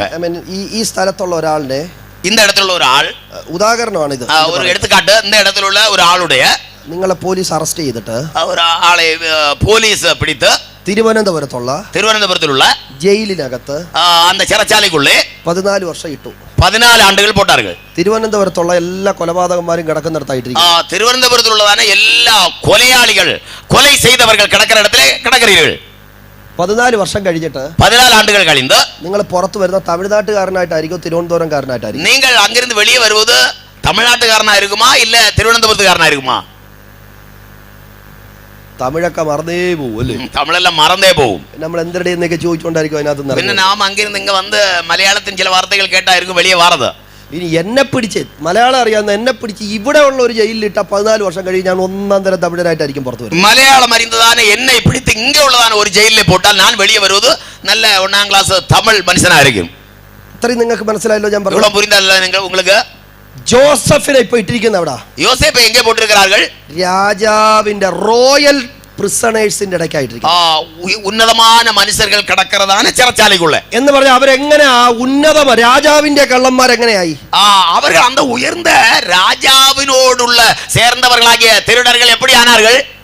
അവർ കൊട്ടാരത്തിനകത്ത് തിരിമറി കാണിച്ചവരാ. അവർ അരമനയ്ക്കുള്ള വേണ്ടാതനം കാട്ടുന്നവர்கள். അപ്പക്കാരന്റെ പ്രമാണി, പാനപാത്രന്റെ പ്രമാണി നമുക്ക് വായിക്കുന്നുണ്ടോ? സ്വയംഭാഗികളിൽ തലവൻ, പാനപാത്രക്കാരുള്ള തലവൻ എന്ന് നാം വാസിக்கிறோം. അപ്പൊ അവര് സാധാരണ കള്ളന്മാരല്ല, അതൊരു സാധാരണ തിരുടர்களല്ല, റോയൽ പ്രിസണേഴ്സാ, ഉന്നതமான കൈദികൾ. എന്റെ ഭാഷ പറഞ്ഞ കള്ളനാണെങ്കിലും അവൻ രാജകീയമായിട്ടുള്ളവനാണ്. என்னுடைய ഭാഷയിൽ சொன்னால் കള്ളൻ തിരുടനാനാലും അവൻ രാജകീയമായ പദവിയിലുള്ളവൻ. പണ്ടൊരിടത്ത് പറഞ്ഞപ്പോ ഞാൻ അറിയാണ്ട് പറഞ്ഞ പോലെ, അമേരിക്കയിൽ ചെന്ന കള്ളനും ഇംഗ്ലീഷിൽ പറയുന്നത് പോലെ, ഇവൻ കിടക്കുന്നത് കള്ളനാണെങ്കിലും അവന്റെ സ്റ്റാൻഡേർഡ് കള്ളനാ. മുന്നൊരിക്കൽ ഞാൻ சொன்னது പോലെ അമേരിക്കാവിൽ കിടക്കുന്നവനാനാലും അവൻ ഇംഗ്ലീഷ് പേசுறது പോലെ ഇവൻ നല്ല ഉന്നത പദവിയിലുള്ളതാണ് തിരുടൻ. ഈ ജോസഫ് ആട്ടിടയനാ, യോസേപ്പ് ആര്? മേയ്പ്പൻ. അപ്പൊ ഈ കൂടെ കിടക്കുന്ന കള്ളന്മാർ എന്താ ലാംഗ്വേജ്? എന്താ இந்த கூட இருக்கிறதான மற்ற கைதிகளுடையதான ഭാഷ என்ன? റോയൽ ലാംഗ്വേജാ, നല്ല ഉന്നതமான ഭാഷ. അവര് കള്ളന്മാരാണെങ്കിലും ലാംഗ്വേജ് സെയിം അല്ലേ? തിരുടர்கள் എന്താലും കൈദികൾ എന്താലും ഭാഷകൾ ഒന്ന് തന്നെ. ഇതിന്റെ ഇടയിൽ ജോസഫിനെ കൊണ്ടം കിട്ടും. ഇതിന് മധ്യയിലെ യോസേപ്പെ കൊണ്ട് പോട്ടാர்கள். നിങ്ങളുടെ മനസ്സിലേക്ക് ആ ഭാവം വന്നാട്ടെ, ഒന്ന് ചിന്തിച്ചാൽ എണ്ണത്തിലെ அந்த പകുതി വരട്ടും. ജോസഫ് ചപ്പാത്തി മേടിക്കുന്നു, യോസേപ്പ് ചപ്പാത്തി വാങ്ങുകയാണ്. രാജാവിന്റെ കള്ളന്മാരും ചപ്പാത്തി മേടിച്ചു. രാജാവിനുடைய அந்த കള്ളറുകളും സഹോദര കൈദികളും ചപ്പാത്തി വാങ്ങുനാர்கள். വന്ന ഒരു ടേബിളിൽ ഇരുന്ന് ഒരുമിച്ച് കഴിക്കുക. എല്ലാവരും ഒരു മേശയിൽ മേലിരുന്ന് ഒന്നിച്ച് സാപ്പിടുകയാണ്. ജോസഫിന്റെ ലാംഗ്വേജ് എന്ത് ലാംഗ്വേജാ? യോസേപ്പിന്റെ ഭാഷ തന്നെ ആടിന്റെ ലാംഗ്വേജ്, ആടുമേപ്പനുடைய ഭാഷ. ഇവൻ ഒന്നും അറിയത്തില്ല, ഇടയിലിരുന്ന് ചപ്പാത്തി മുറിച്ച് കഴിച്ചുകൊണ്ടിരിക്കുമ്പോ ഇവൻ അപ്പടിയെ ചപ്പാത്തിയെ അപ്പടിയെ ചാപ്പിട്ടുകൊണ്ടിരിക്കുമ്പോ ഇടതും വലതും ഇരിക്കുന്നവൻ രാജകീയ ലാംഗ്വേജ് സംസാരിക്കുക. ഇടതു പക്കമും വലതു പക്കമും ഇരിക്കുന്നവൻ നല്ല ഉന്നതமான ഭാഷ പേസുகிறாൻ. 2-3 ആഴ്ച കഴിഞ്ഞപ്പോ 2-3 വാരങ്ങൾ കഴിഞ്ഞപ്പോ ജോസഫിന് പതുക്കെ ഈ ലാംഗ്വേജ് പിടിക്കാൻ കിട്ടി. യോസേപ്പ് എന്ത ഭാഷയെ പഠിക്കാൻ മുടിയുന്നത് കേട്ട് കുറെ നാള് കഴിഞ്ഞപ്പോ கொஞ்ச நாட்கள் കഴിഞ്ഞപ്പോ ജോസഫ് ആടിന്റെ ലാംഗ്വേജ് മറന്നു, റോയൽ ലാംഗ്വേജ് പിടിച്ചു. യോസേപ്പ് മേയ്പ്പനുടെ அந்த ഭാഷയെ വിട്ടാൽ ഇപ്പോൾ ഇവർകളെ പോലെ സെയിം அந்த ഭാഷയെ പിടിത്താൻ. ഇനി കിടക്കുന്നത് ആരുടെ കൂടെയാ? താൻ താമസിക്കുന്നത് തങ്ങിയിരിക്കുന്നത് ആരോട് ചേർന്ന്? കള്ളന്മാരുടെ കൂടെയാ, തിരുടர்களோடு. ഈ കള്ളന്മാരെന്തായിരിക്കും പറയുന്നത്? இந்த கள்ளர்கள் என்னவா இருக்கும் சொல்லுவது? എന്റെ ചിന്തയിൽ ഞാൻ പറയാം. என்னுடைய எண்ணத்தில் சொல்லுகிறேன். പാനപാത്രക്കാരൻ മറ്റേ അപ്പക്കാരനോട് പറയുന്നത് എന്തായിരിക്കും? பானபாத்திரக்காரன் அந்த சுயம்பாகிகளின் தலைவனோடு சொல்லுகிறது என்னவா இருக்கும்? എടാ മോനെ, അന്ന് നമ്മളത് ചെയ്തതിന് കുഴപ്പമില്ലായിരുന്നു, പക്ഷെ അത് അങ്ങനെ ചെയ്തതുകൊണ്ട് നമ്മൾ പിടിക്കപ്പെട്ടെ. எடா நாம அன்னைக்கு செய்தது பிரச்சனை இல்ல, ஏன்னா நம்ம இப்படி செய்ததனால தான் பிடிக்கப்பட்டோம். പക്ഷെ ഇനി നമ്മൾ ഇറങ്ങുമ്പോൾ അതുകൂടി സേഫ് ആക്കി നമ്മൾ ആ ഓഡിറ്റ് അങ്ങനെ ചെയ്ത് ഇങ്ങനെ വേണം നമ്മൾ ചെയ്യാൻ. இனி நம்ம வெளியே இறங்கி அடுத்தது செய்யும் போது அதை கொஞ்சம் கூட நல்ல மாடிஃபிகேஷன் பண்ணி அழகா செய்யணும்.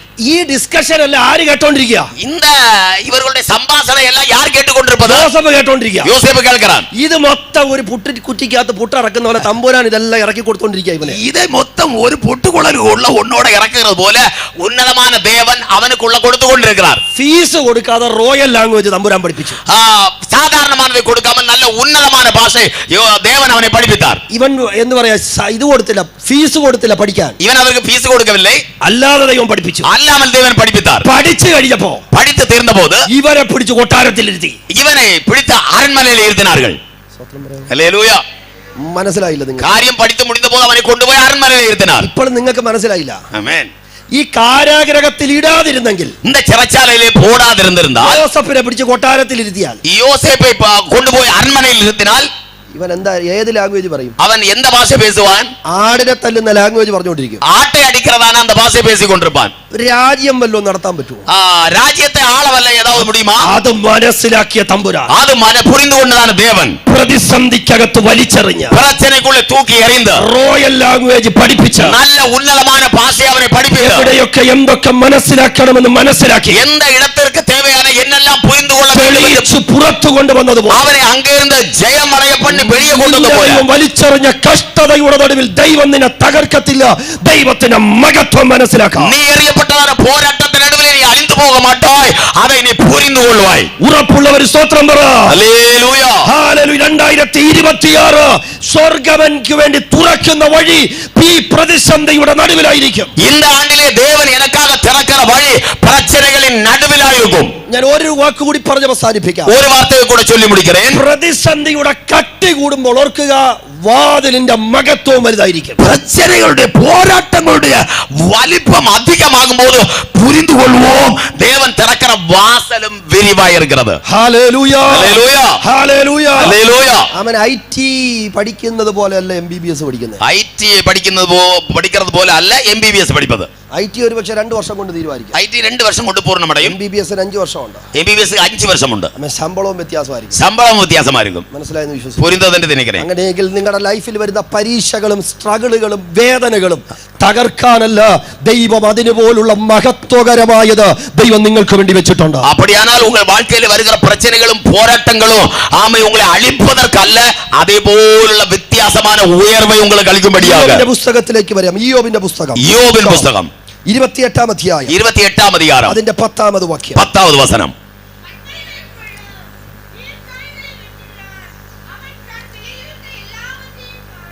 ആമേൻ. അവർ പാറകളുടെ ഇടയിലൂടെ നടകളെ വെട്ടുന്നു. കന്മലയിൻ ഇടകളിലെ അവൻ പാതകളെ വെട്ടുகிறார். അവരുടെ കണ്ണ് വിലയേറിയ വസ്തുക്കളെ കാണും. അവൻ കണ്ണുകൾ വിലയേറപ്പെട്ട പൊരുൾകളെ കാണുகிறது. ആരുടെ കണ്ണാണ് വിലയേറിയ വസ്തുവിനെ കാണുന്നത്? யாருடைய கண்கள் இந்த விலையேறப்பட்டதை பார்க்கிறது? റോഡിലൂടെ പോകുന്നവന്റെ കണ്ണല്ല, ரோடு வழியா நடக்கிறவருடைய கண்களில் இல்ல, കടയിലിരിക്കുന്നവന്റെ കണ്ണെന്നല്ല, കടയിൽ ഉட்கார்ந்திருக்கிறவருடைய കണ്ണല്ല, പാറയിൽ കുഴിക്കുന്നവന്റെ കണ്ണ് വിലയേറിയ വസ്തു. പാറയിൽ കൂട് വെട്ടുகிறவருடைய കണ്ണുകളിൽ. ഹല്ലേലൂയ. ഹല്ലേലൂയ. ചോദ്യം, കേൾവി. പാറയിൽ വെട്ടാൻ എളുപ്പമാണോ കട്ടിയാണോ? പാറയിൽ വഴി വെട്ടുவது എന്ന് ചൊല്ലുന്നത് ரொம்ப ஈஸியா இல்ல ரொம்ப கடினமா? ഭയങ്കര കഠിനമാ. ഭയങ്കര കഠിനം. രണ്ടുപേര് വഴി വെട്ടുന്നെന്ന് ചിന്തിക്കുക. രണ്ടുപേർ വഴി വെട്ടുகிறான் എണ്ണിക്കൊള്ളൂ. ഒരാൾ മണ്ണിലും വെട്ടുന്നു, വേറൊരാൾ പാറയിലും വെട്ടുന്നു. ഒരാൾ മണ്ണിലെ വെട്ടുகிறாൻ, മറ്റേ ആൾ പാറയിൽ വെട്ടുகிறாൻ. ആരുടെ വീട്ടിലായിരിക്കും ആദ്യം വണ്ടി എത്തുന്നത്? யாருடைய വീട്ടിലായിരിക്കും വാഹനം முதலாவது வந்து சேருவது? പുള്ളി 7 ഇരുന്നു എഴുന്നേറ്റപ്പോ വണ്ടി വീട്ടിലെത്തി. அந்த ஆளை ஆரம்பித்து கண்ணு திறந்து அடைத்து திறந்த போது வண்டி வீட்டில் நிற்கிறது. തൊട്ടിപ്പുറത്ത് പാറയിൽ നമ്മൾ വെട്ടിക്കൊണ്ടിരിക്കുക. அந்த பக்கத்தில் ஒருவன் பாறையில் வெட்டி கொண்டிருக்கிறான். 4 വർഷം കഴിഞ്ഞിട്ട് 2 കല്ല് ഇളകിയിട്ടില്ല. ഇപ്പോഴും 4 வருஷம் ஆகிவிட்டது, இன்னும் 2 பாறையை இழக்கவில்லை. മനസ്സിലാവുന്നുണ്ടോ ഞാൻ പറഞ്ഞേ? புரிகிறதா? വീണ്ടും ഞാൻ പറഞ്ഞു, മണ്ണിൽ വെട്ടി പാറയിലും വെട്ടുന്നു. மறுபடியும் சொல்லுகிறேன், மண்ணில் ஒரு வழி வெட்டப்படுகிறது, பாறையில் ஒரு வழி வெட்டப்படுகிறது. മണ്ണിൽ വെട്ടുന്നവൻ 2 ദിവസം അല്ലെങ്കിൽ 7 ദിവസം കൊണ്ട് അവന്റെ വീട്ടിൽ വഴി തുറക്കുന്നു. மண்ணில் வழி வெட்டுகிறவன் 2 நாட்கள் അല്ലെങ്കിൽ 7 நாட்கள் அவருடைய வீட்டிலே போய் சேருகிறான். കൂടെ വെട്ടുന്നവൻ ഇന്നും 2 കല്ല് വിളക്കിക്കൊണ്ടിരിക്കുക. அவனோடு சேர்ந்து பாறையிலே வெட்டுகிறவன் 2 கல்லை இன்னும் இളக்கி தீரவில்லை. മണ്ണിൽ വെട്ടുന്നവന്റെ ചിന്ത എന്തായിരിക്കും? மண்ணில் வெட்டுகிறவனுடைய எண்ணம் என்னவா இருக்கும்? മനസ്സിലാവുന്നു ഞാൻ പറഞ്ഞേ? புரிகிறதா? മണ്ണിൽ വെട്ടി വഴി തുറന്നല്ലോ. മണ്ണിൽ വെട്ടി വഴി തുറന്നാനല്ലവാ. ആ വ്യക്തിക്ക് ഈ പാറയിൽ വെട്ടുന്നവനോടുള്ള ആറ്റിറ്റ്യൂഡ്, ചിന്ത എന്താ? അവനുക്ക് இந்த பாறையிலே வழி வெட்டுகிறவனை பார்த்துள்ள எண்ணம் என்னவா இருக்கும்? പുള്ളിക്ക് എന്തോ ഒരു കുഴപ്പമുണ്ട്. இந்த மனுஷனுக்கு என்ன பிரச்சனை ഉണ്ട്? അല്ലെങ്കിൽ 4 വർഷം വെട്ടിയിട്ട് ഇച്ചിരിയെങ്കിലും ഒക്കെ തുറക്കണ്ടേ? അല്ലെങ്കിൽ 4 വർഷം വെട്ടിയാച്ച് கொஞ்சமாவது മുന്നോട്ട് പോകണ്ടാമാ? എന്നെ നോക്കിക്കേ, എന്നെ പാര്. ഞാൻ ക്വിക്കായിട്ട് 2 ഗ്ലോറി പറഞ്ഞു, വിക്ടറി പറഞ്ഞു, ദേ വഴി തുറന്നു. ഞാൻ വേഗത്തിലെ 2 ഗ്ലോറിയും വിക്ടറിയും ചൊന്നേ വീട്ടിൽ പോനെ. നീ 30 വർഷമായിട്ട് ഗ്ലോറിയും പറഞ്ഞിട്ട് എന്തോ പറഞ്ഞു, എന്നാ തുറക്കുക? നീ 30 വർഷമാ ഗ്ലോറിയും ചൊല്ലിട്ട് അങ്ങ് എന്നെ തുറന്നിരിക്കുന്നത്. പുള്ളിക്ക് എന്തോ വലിയ പാപമുണ്ട്. அந்த மனுஷனுக்கு என்னோ எண்ணமுண்டு എന്ന് നമ്മൾ അങ്ങ് ചിന്തിക്കുക என்று நாம் எண்ணுகிறோம்.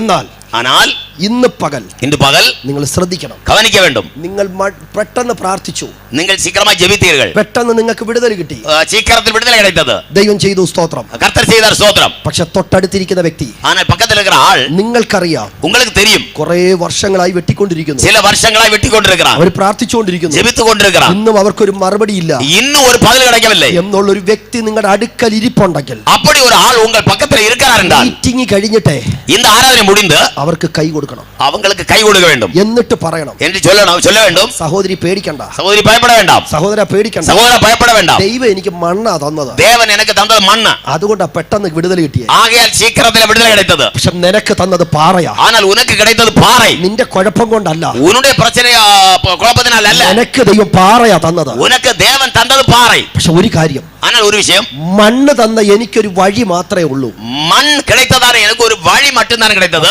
പാറ കിട്ടിയ നിനക്കൊരു വഴിയല്ല തരാൻ പോകുന്നേ, பாறை கிடைத்த உனக்கு ஒரு வழி மட்டுமல்ல தரப்போகிறது, വിലയേറിയ ചിലത് ദൈവം അതിനകത്ത് വെച്ചിട്ടുണ്ട്, விலையேறப்பட்ட சிலதை தேவன் அதுக்குள்ள வைத்திருக்கிறார், അതുകൊണ്ട് നീ ക്ഷീണിക്കണ്ട, ஆகையால் தளர்ந்து போக வேண்டாம், പ്രാർത്ഥിക്ക, ஜெபம் பண்ணு, ഉപവസിച്ചോ, உபவாசம் பண்ணு, പൊളിക്ക, ஓடை, ഇന്നല്ലെങ്കിൽ നാളെ ഈ പാറ പിളരും, இன்றல்லாவிட்டால் நாளை இந்த பாறை தகரும், ഇന്നല്ലെങ്കിൽ നാളെ ഈ പ്രതിസന്ധി നിന്റെ മുൻപിൽ നിന്ന് മാറും, இன்றல்லாவிட்டால் நாளை இந்த பிரச்சனை உன் முன்னில் இருந்து மாறும், അന്ന് നീ കാണേണ്ട ഈ കനകപ്പൊടി നീ കണ്ടിരിക്കും, அன்று நீ காண வேண்டியதான பொன்பொடிகளை நீ பார்த்திருப்பாய். ഇന്ന് പകൽ ശ്രേഷ്ഠകരമായത് ഒരുക്കി വെച്ചതുകൊണ്ട് പ്രതിസന്ധിയുടെ കട്ടിലയും വർദ്ധിപ്പിച്ചതാ. புரிந்து கொள்ளுங்கள், மிக உன்னதமானவைகளை ஆயத்தப்படுத்தி வைத்துதான் பிரச்சனைகளுடைய அந்த வலிப்பத்தை தேவன் கூட்டினது. ഇന്ന് പകൽ എത്ര പേർക്ക് ഉറപ്പോടെ പറയാൻ കഴിയും, ഈ പ്രതിസന്ധി പൊളിയും, എനിക്കുള്ള നന്മതയും വെളിപ്പെടുത്തും? எத்தனை பேர் தைரியமா சொல்லுவீர்கள், இந்த பிரச்சனை தகரும், எனக்குள்ள நன்மை அதற்குள்ளிருந்து வெளியே வரும்? ഹല്ലേലൂയ, ஹல்லேலூயா. ചിലര് സ്വത്രം പറയുന്നില്ല, சிலர் ஸ்தோத்திரம் சொல்லவில்லை, കാര്യം ഞാൻ പറയാം, அதனுடைய காரியத்தை சொல்லுகிறேன். എന്റെ പൊന്നു പാസ്റ്റർ, പാറ ദൈവം തന്നു, பாஸ்டர் பாறை தேவன் தந்தார். എന്റെ പുരുഷായുസ് 10-15 വർഷം വെട്ടി വെട്ടി വെട്ടി താഴോട്ട് ഇറങ്ങി ചെന്നപ്പോ என் வாழ்க்கையிலே 10-15 ஆண்டுகளான வெட்டி வெட்டி கீழே சென்ற போது ഒരു 5 ലക്ഷം രൂപ താഴെ വെച്ചിരിക്കുക, ஒரு 5 லட்சம் ரூபாய் கீழே வைத்திருக்கிறது. എനിക്ക് വെട്ടാൻ താല്പര്യമില്ല, எனக்கு வெட்ட மனசில்லை. ഒരു 10 വർഷം വെട്ടിയിട്ട് താഴോട്ട് ഇറങ്ങിയപ്പോൾ ഒരു 5 ലക്ഷത്തിന് വേണ്ടി എന്തിനാണ് ഈ വേദന മൊത്തം സഹിക്കുന്നത്? 10 வருஷம் வெட்டி விட்டு கிடைத்தது 5 லட்சம். எதற்காக அந்த கஷ்டப்பாடு அனுபவிப்பது? വിലയേറിയത് എന്തെന്നറിഞ്ഞാൽ വെട്ടണോ വേണ്ടെന്ന് തീരുമാനിക്കാം. விலையேறப்பட்டது எதுவென்று தெரிந்தால் வெட்ட வேணுமா வேண்டாமா என்று தீர்மானிப்போம். മനസ്സിലാവുന്നുണ്ടോ ഞാൻ പറഞ്ഞേ? புரிகிறதல்லவா? നിങ്ങൾ അങ്ങനെയല്ല ഇപ്പൊ മിണ്ടാതിരിക്കുന്നേ, அகனல்லவா நீங்கள் பேசாமல் இருக்கிறீர்கள்? പാറയുടെ ഇടയിൽ വഴി വെട്ടുന്നു, பாறையின் மத்தியிலே வழி வெட்டுகிறான், വിലയേറിയ വസ്തു കാണുന്നു, விலையேறப்பட்டது பார்க்கிறான். ഈ വിലയേറിയത് എന്താന്ന് പറ പാസ്റ്റേ? விலையேறப்பட்டது எதுன்னு சொல்லு தேவ மனுஷனே. എന്നിട്ട് ഞാൻ തീരുമാനിക്കാം വെട്ടണോ വേണ്ടെന്ന്. அப்ப இரண்டாவது நான் தீர்மானிக்கிறேன் வெட்ட வேண்டுமா வேண்டாமா என்று. 28-ാം അധ്യായം 28-ാം அதிகாரம் 6-ാമത് വാക്യം, 6வது வசனம். നമ്മൾ വെട്ടുന്ന പാറ എന്താണെന്ന് എഴുതി, நாம் வெட்டுகிறதான பாறை என்னவென்று எழுதி இருக்கிறது. ആ ആ ആ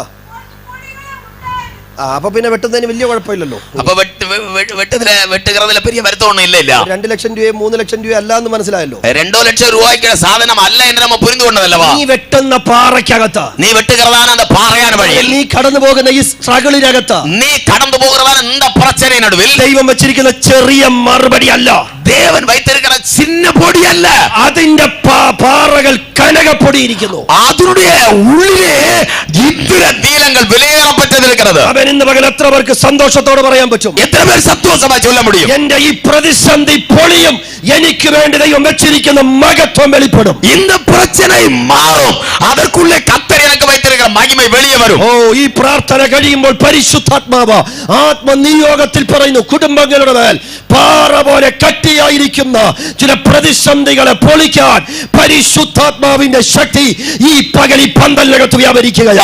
பரிசுத்தாவியானுடைய ஏவுதலோடு சொல்லுகிறார், சில குடும்பங்களுக்குள்ளே பாறை போல பிரச்சனைக்குள்ள ஆத்தின் மத்தியிலே நான் இப்படிப்பட்ட விலையேறப்பட்டதை வைத்திருக்கிறேன். ഞാനിത് സയന്റിഫിക്കൽ ആയിട്ടുള്ള പറയുന്ന ഒരു വേർഡാണ് ഇതിനകത്ത് എഴുതിയിരിക്കുന്നത്. സയൻസ് ആണ് ഇതിനകത്ത് എഴുതിയിരിക്കുന്നത്. நான் ഇതിലെ സയൻസാ എഴുതപ്പെട്ടിരിക്കുന്നതാണ് ഒരു സംഭവത്തെ சொல்லுகிறேன். ഈ വാക്യത്തിന്റെ അടിസ്ഥാനത്തിലാണ് പാറയ്ക്കകത്താണ് ഗോൾഡ് ഇരിക്കുന്നതെന്ന് കണ്ടുപിടിച്ചത്. அறிவியல் பூர்வமாக பாறைக்கு உள்ளதான் தங்கம் இருக்கிறது என்று கண்டுபிடித்தார்கள். അവിടെ എഴുതിയിട്ടൊന്ന് പാറ പിളർന്നാൽ അതിനകത്തുനിന്ന് തങ്കം വെളിപ്പെടും. இங்கே எழுதப்பட்டிருக்கிறது பாறையை உடைக்கும் போது அதுக்கு உள்ளே இருந்து பொன்பொடிகள் வரும். അങ്ങനെയെങ്കിൽ തങ്കം കിട്ടണമെങ്കിൽ എന്തും കൂടി വേണം. அப்படியானால் தங்கம் பெற வேண்டுமானால் கிடைக்க வேண்டுமானால் என்ன கூட வேணும்? പാറ കൂടി ഉണ്ട്.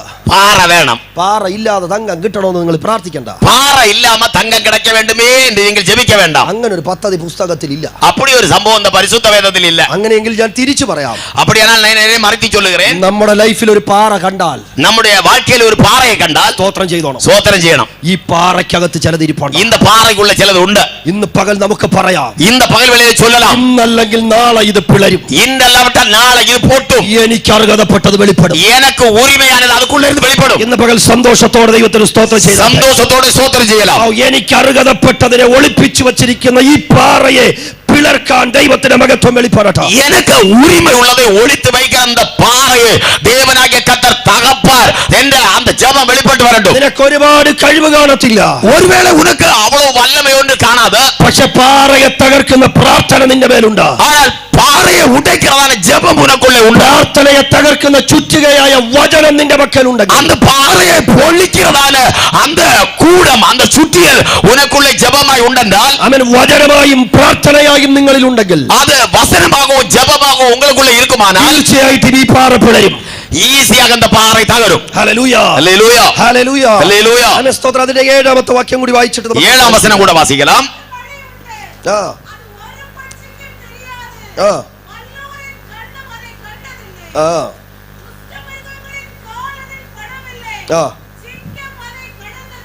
അത് നിനക്ക് തരും. ആമേൻ, സ്തോത്രം. இப்படி ஒன்றும் கடவாததை உனக்கு தருவேன். അത്രവർക്ക് മനസ്സിലായി? എത്ര പേർക്ക് മനസ്സിലാണത്? കഴുകൻ കാണാത്തത്, കഴുക് പാർക്കാത്തത്, സിംഹം ചവിട്ടാത്തത്, സിംഹം മിതിക്കാത്തത്, പാറയിൽ പണിയെടുക്കുന്ന നീ കാണും. ആ പാറയെ തകർത്തു കൊണ്ടിരിക്കാൻ നീ പാർപ്പായി. വീണ്ടും ഞാൻ പറയുന്നു, മറുപടി ചൊല്ലുகிறேன். ദൈവം നിനക്ക് പാറ തന്നില്ലേ? ദേവൻ ഉനക്ക് പാറ പോന്ന അനുഭവം. കട്ടിയായ വിഷയമല്ല നീ ഇന്ന് പകൽ ഫേസ് ചെയ്യുന്നത്. കടുമயான விஷயத்தல்லவா நீ தരണം செய்கிறாய். കർത്താവ് പറയുന്നു, കർത്തർ சொல்லுகிறார், കഴുകന്റെ കണ്ണ് കാണാത്തത്, കഴുകരുടെ കണ്ണുകൾ പാരാത്തത്, സിംഹത്തിന്റെ കാല് ചവിട്ടാത്തത്, സിംഹത്തിലെ കാൽത്തടം പതിയാത്തത്, കടന്നു പോകുന്ന പ്രതിസന്ധിക്കകത്ത് ഞാൻ വെച്ചിട്ടുണ്ട്. നീ പുറപ്പെട്ട് ചെല്ലുகிறதான அந்த பிரச்சனைக்குள்ளே நான் வைத்திருக்கிறேன். ഞാൻ ഒന്നുകൂടി കടത്തി പറയാം. ഒന്നുകൂടെ കടത്തി ചൊല്ലുகிறேன். ആരാണ് കഴുകൻ? യാർ കഴുക്? ആരാണ് സിംഹം? യാർ സിംഹം? കഴുകൻ കഴുക് പക്ഷികളുടെ രാജാവ്, പറവകളിൻ റാണി. പറക്കുന്നതിൽ കാഴ്ച ശക്തിയിൽ 2ാം സ്ഥാനത്ത് നിൽക്കുന്നത് കഴുകൻ. പറപ്പതിലും പാർവൈ തിറന്നിലും 2ാം സ്ഥാനത്തിൽ നിൽക്കുന്നത് കഴുക്. ഏകദേശം 20-28 കിലോമീറ്റർ ഉയരത്തിൽ നിന്ന് താഴെ ഇരിക്കുന്ന കോഴിക്കുഞ്ഞിനെ കാണാം കഴുകന്. 28 കിലോമീറ്റർക്ക് മേലെ പറക്കുമ്പോൾ കീഴെ ഇരിക്കുന്ന ചെറിയ കോഴിക്കുഞ്ഞിനെ അതേ വലിപ്പത്തിൽ കാണാം, അതേ വണ്ണത്തിൽ പാർക്കും. അപ്പൊ നിങ്ങൾ ചോദിക്കും, അതിന് ഞങ്ങൾക്ക് എന്നാ പാസ്റ്റർ? അതിനാൽ എங்களுக்கு என்ன பாஸ்டர்? നമ്മുടെ കാഴ്ച കൂടി പറയുമ്പോഴേ നിങ്ങൾക്ക് ഞെട്ടിപ്പോകും. നമ്മുടെ പാർവയെ കൂടെ ചൊല്ലുമ്പോൾ നിങ്ങൾ ആശ്ചര്യപ്പെടുവീர்கள். ഫുൾ പവർ ഉള്ള ഒരു മനുഷ്യനാണെങ്കിൽ, ഒരു നല്ല പൂർണ്ണ പാർവൈ തിറനുള്ള മനുഷ്യൻ എന്നാൽ, എന്ന് പറഞ്ഞാൽ ഒരു പ്രയാസവും കണ്ണിനില്ലെങ്കിൽ, അവനക്ക് കൺപാർവയ്ക്ക് ഒരു പ്രശ്നമില്ല എന്നാൽ 1.5 കിലോമീറ്റർ 1.5 കിലോമീറ്റർ പാർக்கலாம். ഇപ്പൊ ഏകദേശം മനസ്സിലാകുന്നുണ്ടല്ലോ കഴുകന്റെ ലെവല്. ഏറെക്കുറെ உங்களுக்கு കഴുകും മനുഷ്യനുക്കുള്ള ലെവൽ പുരിகிறதல்லவா? ബൈബിൾ പറയുന്നു, ബൈബിൾ ചൊല്ലുகிறது, അവന്റെ കണ്ണിന് ഞാൻ കാണിക്കത്തില്ല. அந்த കഴുകുരുടെ കണ്ണുകൾ കണ്ടിരാതത്. സത്യത്തിൽ ഇത് കാണാൻ യോഗ്യൻ ആരാ? ഉണ്മയിൽ ഇത് പാർപ്പതർക്ക് പാത്രവാൻ യാര്? കഴുകനല്ലേ? കഴുകുതാനേ. കർത്താവ് പറയുന്നു, കർത്താവ് ചൊല്ലുகிறார், അവന്റെ കണ്ണിന് ഞാൻ മറയ്ക്കും. അവനുடைய കണ്ണുകൾ കണ്ടിട്ടില്ലാത്തത് പണിയെടുക്കുന്ന നിന്റെ കണ്ണിന് ഞാൻ കാണിക്കും. പാറയിൽ വെട്ടിക്കൊണ്ടിരിക്കുന്ന ഉൻ കണ്ണുകൾ കാണുമ്പടി ചെയ്യുവേൻ. ഇന്ന് പകൽ എത്ര പേർക്ക് വിശ്വാസം? ഹല്ലേലൂയ. ശ്രേഷ്ഠന്മാരുടെ കണ്ണിന് മറച്ചിട്ട് ദൈവസന്നിധിയിൽ ഇരിക്കുന്ന ദൈവവേദനെ നിന്റെ മുമ്പിൽ വെളിപ്പെടുത്താൻ ദൈവം ആഗ്രഹിക്കുകയാണ്. പ്രധാനമാനവരുടെ കണ്ണുകൾക്ക് മറഞ്ഞിരിക്കുന്നത് ഉൻ കണ്ണുകൾക്ക് ദേവനാകിയ കർത്തർ വെളിപ്പെടുത്തുகிறார். സിംഹമാരാണ്? സിംഹം യാര്? മൃഗങ്ങളുടെ രാജാവ് സിംഹം. மிருகங்களின் ராஜாதான் சிங்கம். ചവിട്ടാൻ യോഗ്യൻ അവനാണ്. கால் மிதிப்பதற்கு பாத்திரவான் அவன்தான். കർത്താവ് അവന്റെ കാലിന് ഞാൻ കൊടുക്കത്തില്ല. ஆனால் கர்த்தர் சொல்லுகிறார் அவன் கால் மிதியாத இடம். അവൻ കാണേണ്ടവന്റെ കണ്ണിന് കൊടുക്കാതെ, அந்த காணக்கூடியவന്റെ கண்கள் காணக்கூடாமல், ചവിട്ടേണ്ടവന്റെ കാലിന് കൊടുക്കാതെ, கால் மிதிக்க வேண்டிய அவன் அந்த அதிகாரம் உள்ளவனுக்கு கொடுக்காமல், അവൻ കഷ്ടതയിൽ പ്രാർത്ഥിക്കാൻ, ഒളിക്കുവാൻ, ഇരിക്കുവാൻ തയ്യാറാകുന്ന നിനക്ക് വേണ്ടി ഞാൻ വെളിപ്പെടുത്താം. கஷ்டத்திலும் ஜெபிப்பதற்கு மறைந்து கர்த்தரோடு வேண்டுவதற்கு ஆயத்தமாயிருக்கிற உனக்கு வெளிப்படுத்துகிறார். അല്ലെങ്കിൽ ധൈര്യത്തോടെ നമുക്ക് പറയാം, ഈ പാറ പിളരും, എന്റെ പ്രതിസന്ധിക്കകത്ത് എനിക്കുള്ള കനകപ്പൊടി വെളിപ്പെടും. தைரியமாக நமக்கு சொல்லலாம், இந்த பாறையாகிற போராட்டம் தகர்ந்து போகும், அதற்கு உள்ள இருக்கிற பொன்படிகளை என் கண் பார்க்கும். ഹല്ലേലൂയ. ഹല്ലേലൂയ. ഉലക ചരിത്രത്തിൽ, உலக வரலாறில் ഉന്നതമായ കഴുകനെ പോലെ കണ്ണുള്ളവർ, அவ்வளவு தூர பார்வையுள்ளதான கழுகை போலுள்ளவன் യഹൂദന്മാർ, யூதர்கள், അവരുടെ കണ്ണിന് മറച്ചിട്ട് அவர்களுடைய கண்களுக்கு மறைவாயிருப்பது. ഉലക ചരിത്രത്തിൽ, உலக வரலாற்றில் സിംഹത്തെ പോലെ ശക്തിയുള്ള, சிங்கத்தை போல பலமுள்ள, ഒരു കൈ കൊണ്ട് പിടിച്ച്, ஒரு കൈ കൊണ്ട് പിടിത്ത്, മറ്റേ ഒരു കാല് കൊണ്ട് ചവിട്ടി, ഒരു കാലാൽ മിതിത്ത്, അതിനെ വലിച്ചു കീറി, அதை பறித்து கீறி, ഒന്ന് കടിച്ച് கடித்து, ബാക്കി കക്ഷത്ത് വെക്കുന്ന, ബാക്കിயை தன்னுடைய கச்சத்தில் வைக்கிறார். അത്രയും ബലശാലിയായിരുന്ന റോമൻ സാമ്രാജ്യം, அவ்வளவு பராக்கிரமர்களாயிருந்த ரோம பேரரசு, അവരുടെ കാലിന് കൊടുക്കാത്ത, அவருடைய கால்கள் மிதிக்காத ഒരു കനകപ്പൊടി ഉലകത്തിൽ വെളിപ്പെട്ടു. ஒரு உன்னதமான பொன்பொடி உலகத்தில் வெளிப்பட்டது. യഹൂദന്മാരുടെ കണ്ണ് കാണാത്ത, யூதர்களின் கண்கள் கண்டிராத, റോമക്കാരുടെ കാലിന് കാണാത്ത, ரோமர்களுடைய கால் சவுட்டாத, പാവപ്പെട്ട നമുക്ക് വെളിപ്പെട്ട ഒരു കനകപ്പൊടി ആരാണ്? ஏழைகளான எளியவர்களான நமக்கு வெளிப்பட்டதான பொன்பொடி. കഷ്ടതയിൽ വെളിപ്പെട്ടു വരുന്ന ക്രിസ്തു എന്ന വെളിപ്പാട്. அதுதான் உன்னுடைய കഷ്ടപ്പാടാன നേരത്തിൽ വെളിപ്പെട്ട് വരുகிற യേശു ക്രിസ്തു. ഹല്ലേലൂയ. ഹല്ലേലൂയ. ഇന്ന് പകൽ എത്ര പേർക്ക് പ്രത്യാശയുണ്ട്? എത്ര പേർക്ക് നമ്പിക്കയുണ്ട്? എന്റെ കഷ്ടതയുടെ നടുവിൽ എന്റെ ക്രിസ്തു വെളിപ്പെട്ട് വരും. കഷ്ടത്തിൻ മധ്യയിലെ എൻ യേശു எனக்காக வெளிப்பட்டு வருவார். പാറ പിളരും, യേശു വെളിപ്പെടും. இந்த போராட்டம் மாறும், യേശു வெளிப்படுவார். ഈ കഷ്ടത മാറും, എന്റെ കർത്താവ് വെളിപ്പെടും. இந்த கஷ்டம் மாறும், അതിൻ മധ്യയിലെ യേശു വരുവാർ. എല്ലാ കണ്ണുകളും ഒരു നിമിഷം അടച്ചാൽ, എല്ലാ കണ്ണുകളും അടമൂടും. കഷ്ടതയുടെ നടുവിലൂടെ കടന്നു പോകുന്നവർ തിരിപ്പുണ്ട്. കഷ്ടങ്ങളിൽ മധ്യയിലെ അതിൻ വഴിയായി കടന്നു പോകുന്നെങ്കിൽ ഉണ്ട്. എതിരാളികളുടെ നടുവിൽ കടന്നു പോകുന്നവർ തിരിപ്പുണ്ട്. എതിർപ്പവരുടെ നടുവിലെ ആമെ പുറ ചെന്നു കൊണ്ടിരിക്കുന്നവർ ഉണ്ട്. എങ്ങനെ മുന്നോട്ട് പോകുമെന്ന് ചിന്തിക്കുന്നവർ തിരിപ്പുണ്ട്. എപ്പടി இந்த இடத்தை തരണം ചെയ്യുവാൻ എന്ന് എണ്ണുகிறவர்கள் ഉണ്ട്. ഈ വാക്യം എല്ലാവരും ഒന്ന് ആവർത്തിച്ച് പറയാൻ, இந்த വചനത്തെ എല്ലാവരും എടുത്തെടുത്ത് ചൊല്ലുവോ. എതിരാളിയുടെ നടുവിൽ എനിക്കൊരു വാതിലുണ്ട്, എതിർപ്പവர்கள் മധ്യയിൽ എനിക്കൊരു വാസലുണ്ട്. പ്രതിസന്ധിയുടെ നടുവിൽ എനിക്കൊരു മഹത്വമുണ്ട്, പ്രശ്നങ്ങൾ നടുവിൽ എനിക്കൊരു മഹിമ ഇരിക്കുന്നത്. എന്റെ ദൈവം എനിക്ക് വേണ്ടി അത്ഭുതം ചെയ്യും. എൻ ദേവൻ എനിക്കായി അത്ഭുതം ചെയ്യുവാൻ. ഓ, യേശുവിന്റെ നാമത്തിൽ ഇതിനകത്ത് ആരും മൗനമായിരിക്കരുത്. യേശുവിൻ നാമത്തിൽ ജപിക്കരുത്. இதுக்குள்ள யாரும் மௌனமா இருக்க வேண்டாம், வாய் திறக்கலாம். ഹല്ലേലൂയ. തക്ക സമയത്ത് നമ്മുടെ മീറ്റിംഗ് അവസാനിപ്പിക്കും. ഏറ്റവേളയിൽ നമ്മുടെ ആരാധന முடிவடையும். 2 മിനിറ്റ് നമ്മൾ ഒരുമിച്ച് പ്രാർത്ഥിക്കാൻ വേണ്ടി 2 നിമിഷങ്ങൾ നമ്മൾ എല്ലാവരും ചേർന്ന് ജപിക്കാൻ പോകുന്നു. ഈ പ്രതിസന്ധി മാറണമെന്ന് പ്രാർത്ഥിക്കാം. പ്രശ്നം മാറ ജപിப்போம். എനിക്കറിയില്ല, പരിശുദ്ധാത്മാവ് അത് തന്നെ പ്രാർത്ഥിക്കാൻ പറയുന്നു. പരിശുദ്ധാവിയാനവർ അതെത്താൻ ജപിക്കാൻ ചൊല്ലുகிறார். ദേശത്തിലെ പ്രവർത്തനത്തിന് വിരോധമായി, ദേശത്തിലെ വേലകൾക്ക് വിരോധമായി, അഭിഷിക്തന്മാർക്ക് വിരോധമായി, പരിശുദ്ധവാന്കൾക്ക് വിരോധമായി, ഊഴിയക്കാർക്ക് വിരോധമായി, ഊഴിയക്കാർക്ക് വിരോധമായി, കുടുംബങ്ങൾക്ക് വിരോധമായി, പരിശുദ്ധ കുടുംബങ്ങൾക്ക് വിരോധമായി, തല ഉയർത്തി നിൽക്കുന്ന എതിരാളികളെ, തല ഉയർത്തി നിൽക്കുന്നതാണ് എതിരാളികൾ, പൈശാചിക വെല്ലുവിളികളെ, அந்த പിശാചിൻ ആമേശോത്ര സവാൽകളെ ഇന്ന് പകൽ ദൈവം പൊളിക്കുമെന്ന് വിശ്വസിക്കുന്ന എത്ര പേർ? இந்த பகல் வேளையில கர்த்தர் தகர்க்கிறார் என்று எத்தனை பேர் நம்புகிறீர்கள்? ആത്മാവിൽ പ്രാർത്ഥിച്ചു തുടങ്ങുക. ജപിக்கலாம், ജപിത്താരംഭിக்கலாம். ആത്മമണ്ഡലത്തിൽ പ്രാർത്ഥിച്ചാട്ടെ. എല്ലാവരും ആവിയിൽ നിറഞ്ഞ് ജപിக்கலாம். ആത്മാവിൽ പ്രാർത്ഥിച്ചാട്ടെ. ആവിയിൽ ജപിக்கலாம். എന്റെ കുടുംബത്തിന് മുമ്പിൽ ഈ പാറ പിളരുമെന്ന് പറ. என்னுடைய குடும்பத்தின் முன்பில் இந்த பாறையான நிலைமை தகரும். എന്റെ തലമുറയുടെ മുമ്പിൽ ഇരിക്കുന്ന പാറ പിളരുമെന്ന് പറ. என்னுடைய மக்களுடைய മുമ്പിൽ இருக்கிற பாறை போன்ற അനുഭവം ഉടയും. ഞങ്ങൾ കിടക്കുന്ന ഈ പൊട്ടക്കുഴി തകർക്കാനല്ല, ദൈവത്തിന്റെ കരുതലാണ്, ദൈവത്തിന്റെ വാഗ്ദത്തത്തിന്റെ പദ്ധതിയാണ്. எங்களை தள்ளியிட்டிருக்கிறார் இந்த பாழ்கிணறு எங்களை அடிப்பதற்கல்ல, கர்த்தருடைய தீர்மானம் நிறைவேறுவதற்காக. ഞങ്ങളായിരിക്കുന്ന കാരാഗ്രഹം തകർക്കാനല്ല, ദൈവത്തിന്റെ വഴി വെളിപ്പെടുത്തുന്ന ദൈവത്തിന്റെ ഇടമാണ്. நாங்கள் போடப்பட்டிருக்கிற இடமாகிய சிறைச்சாலை எங்களை தகர்ப்பதற்கல்ல, தேவனுடைய தீர்மானம் நிறைவேறுவதற்காக.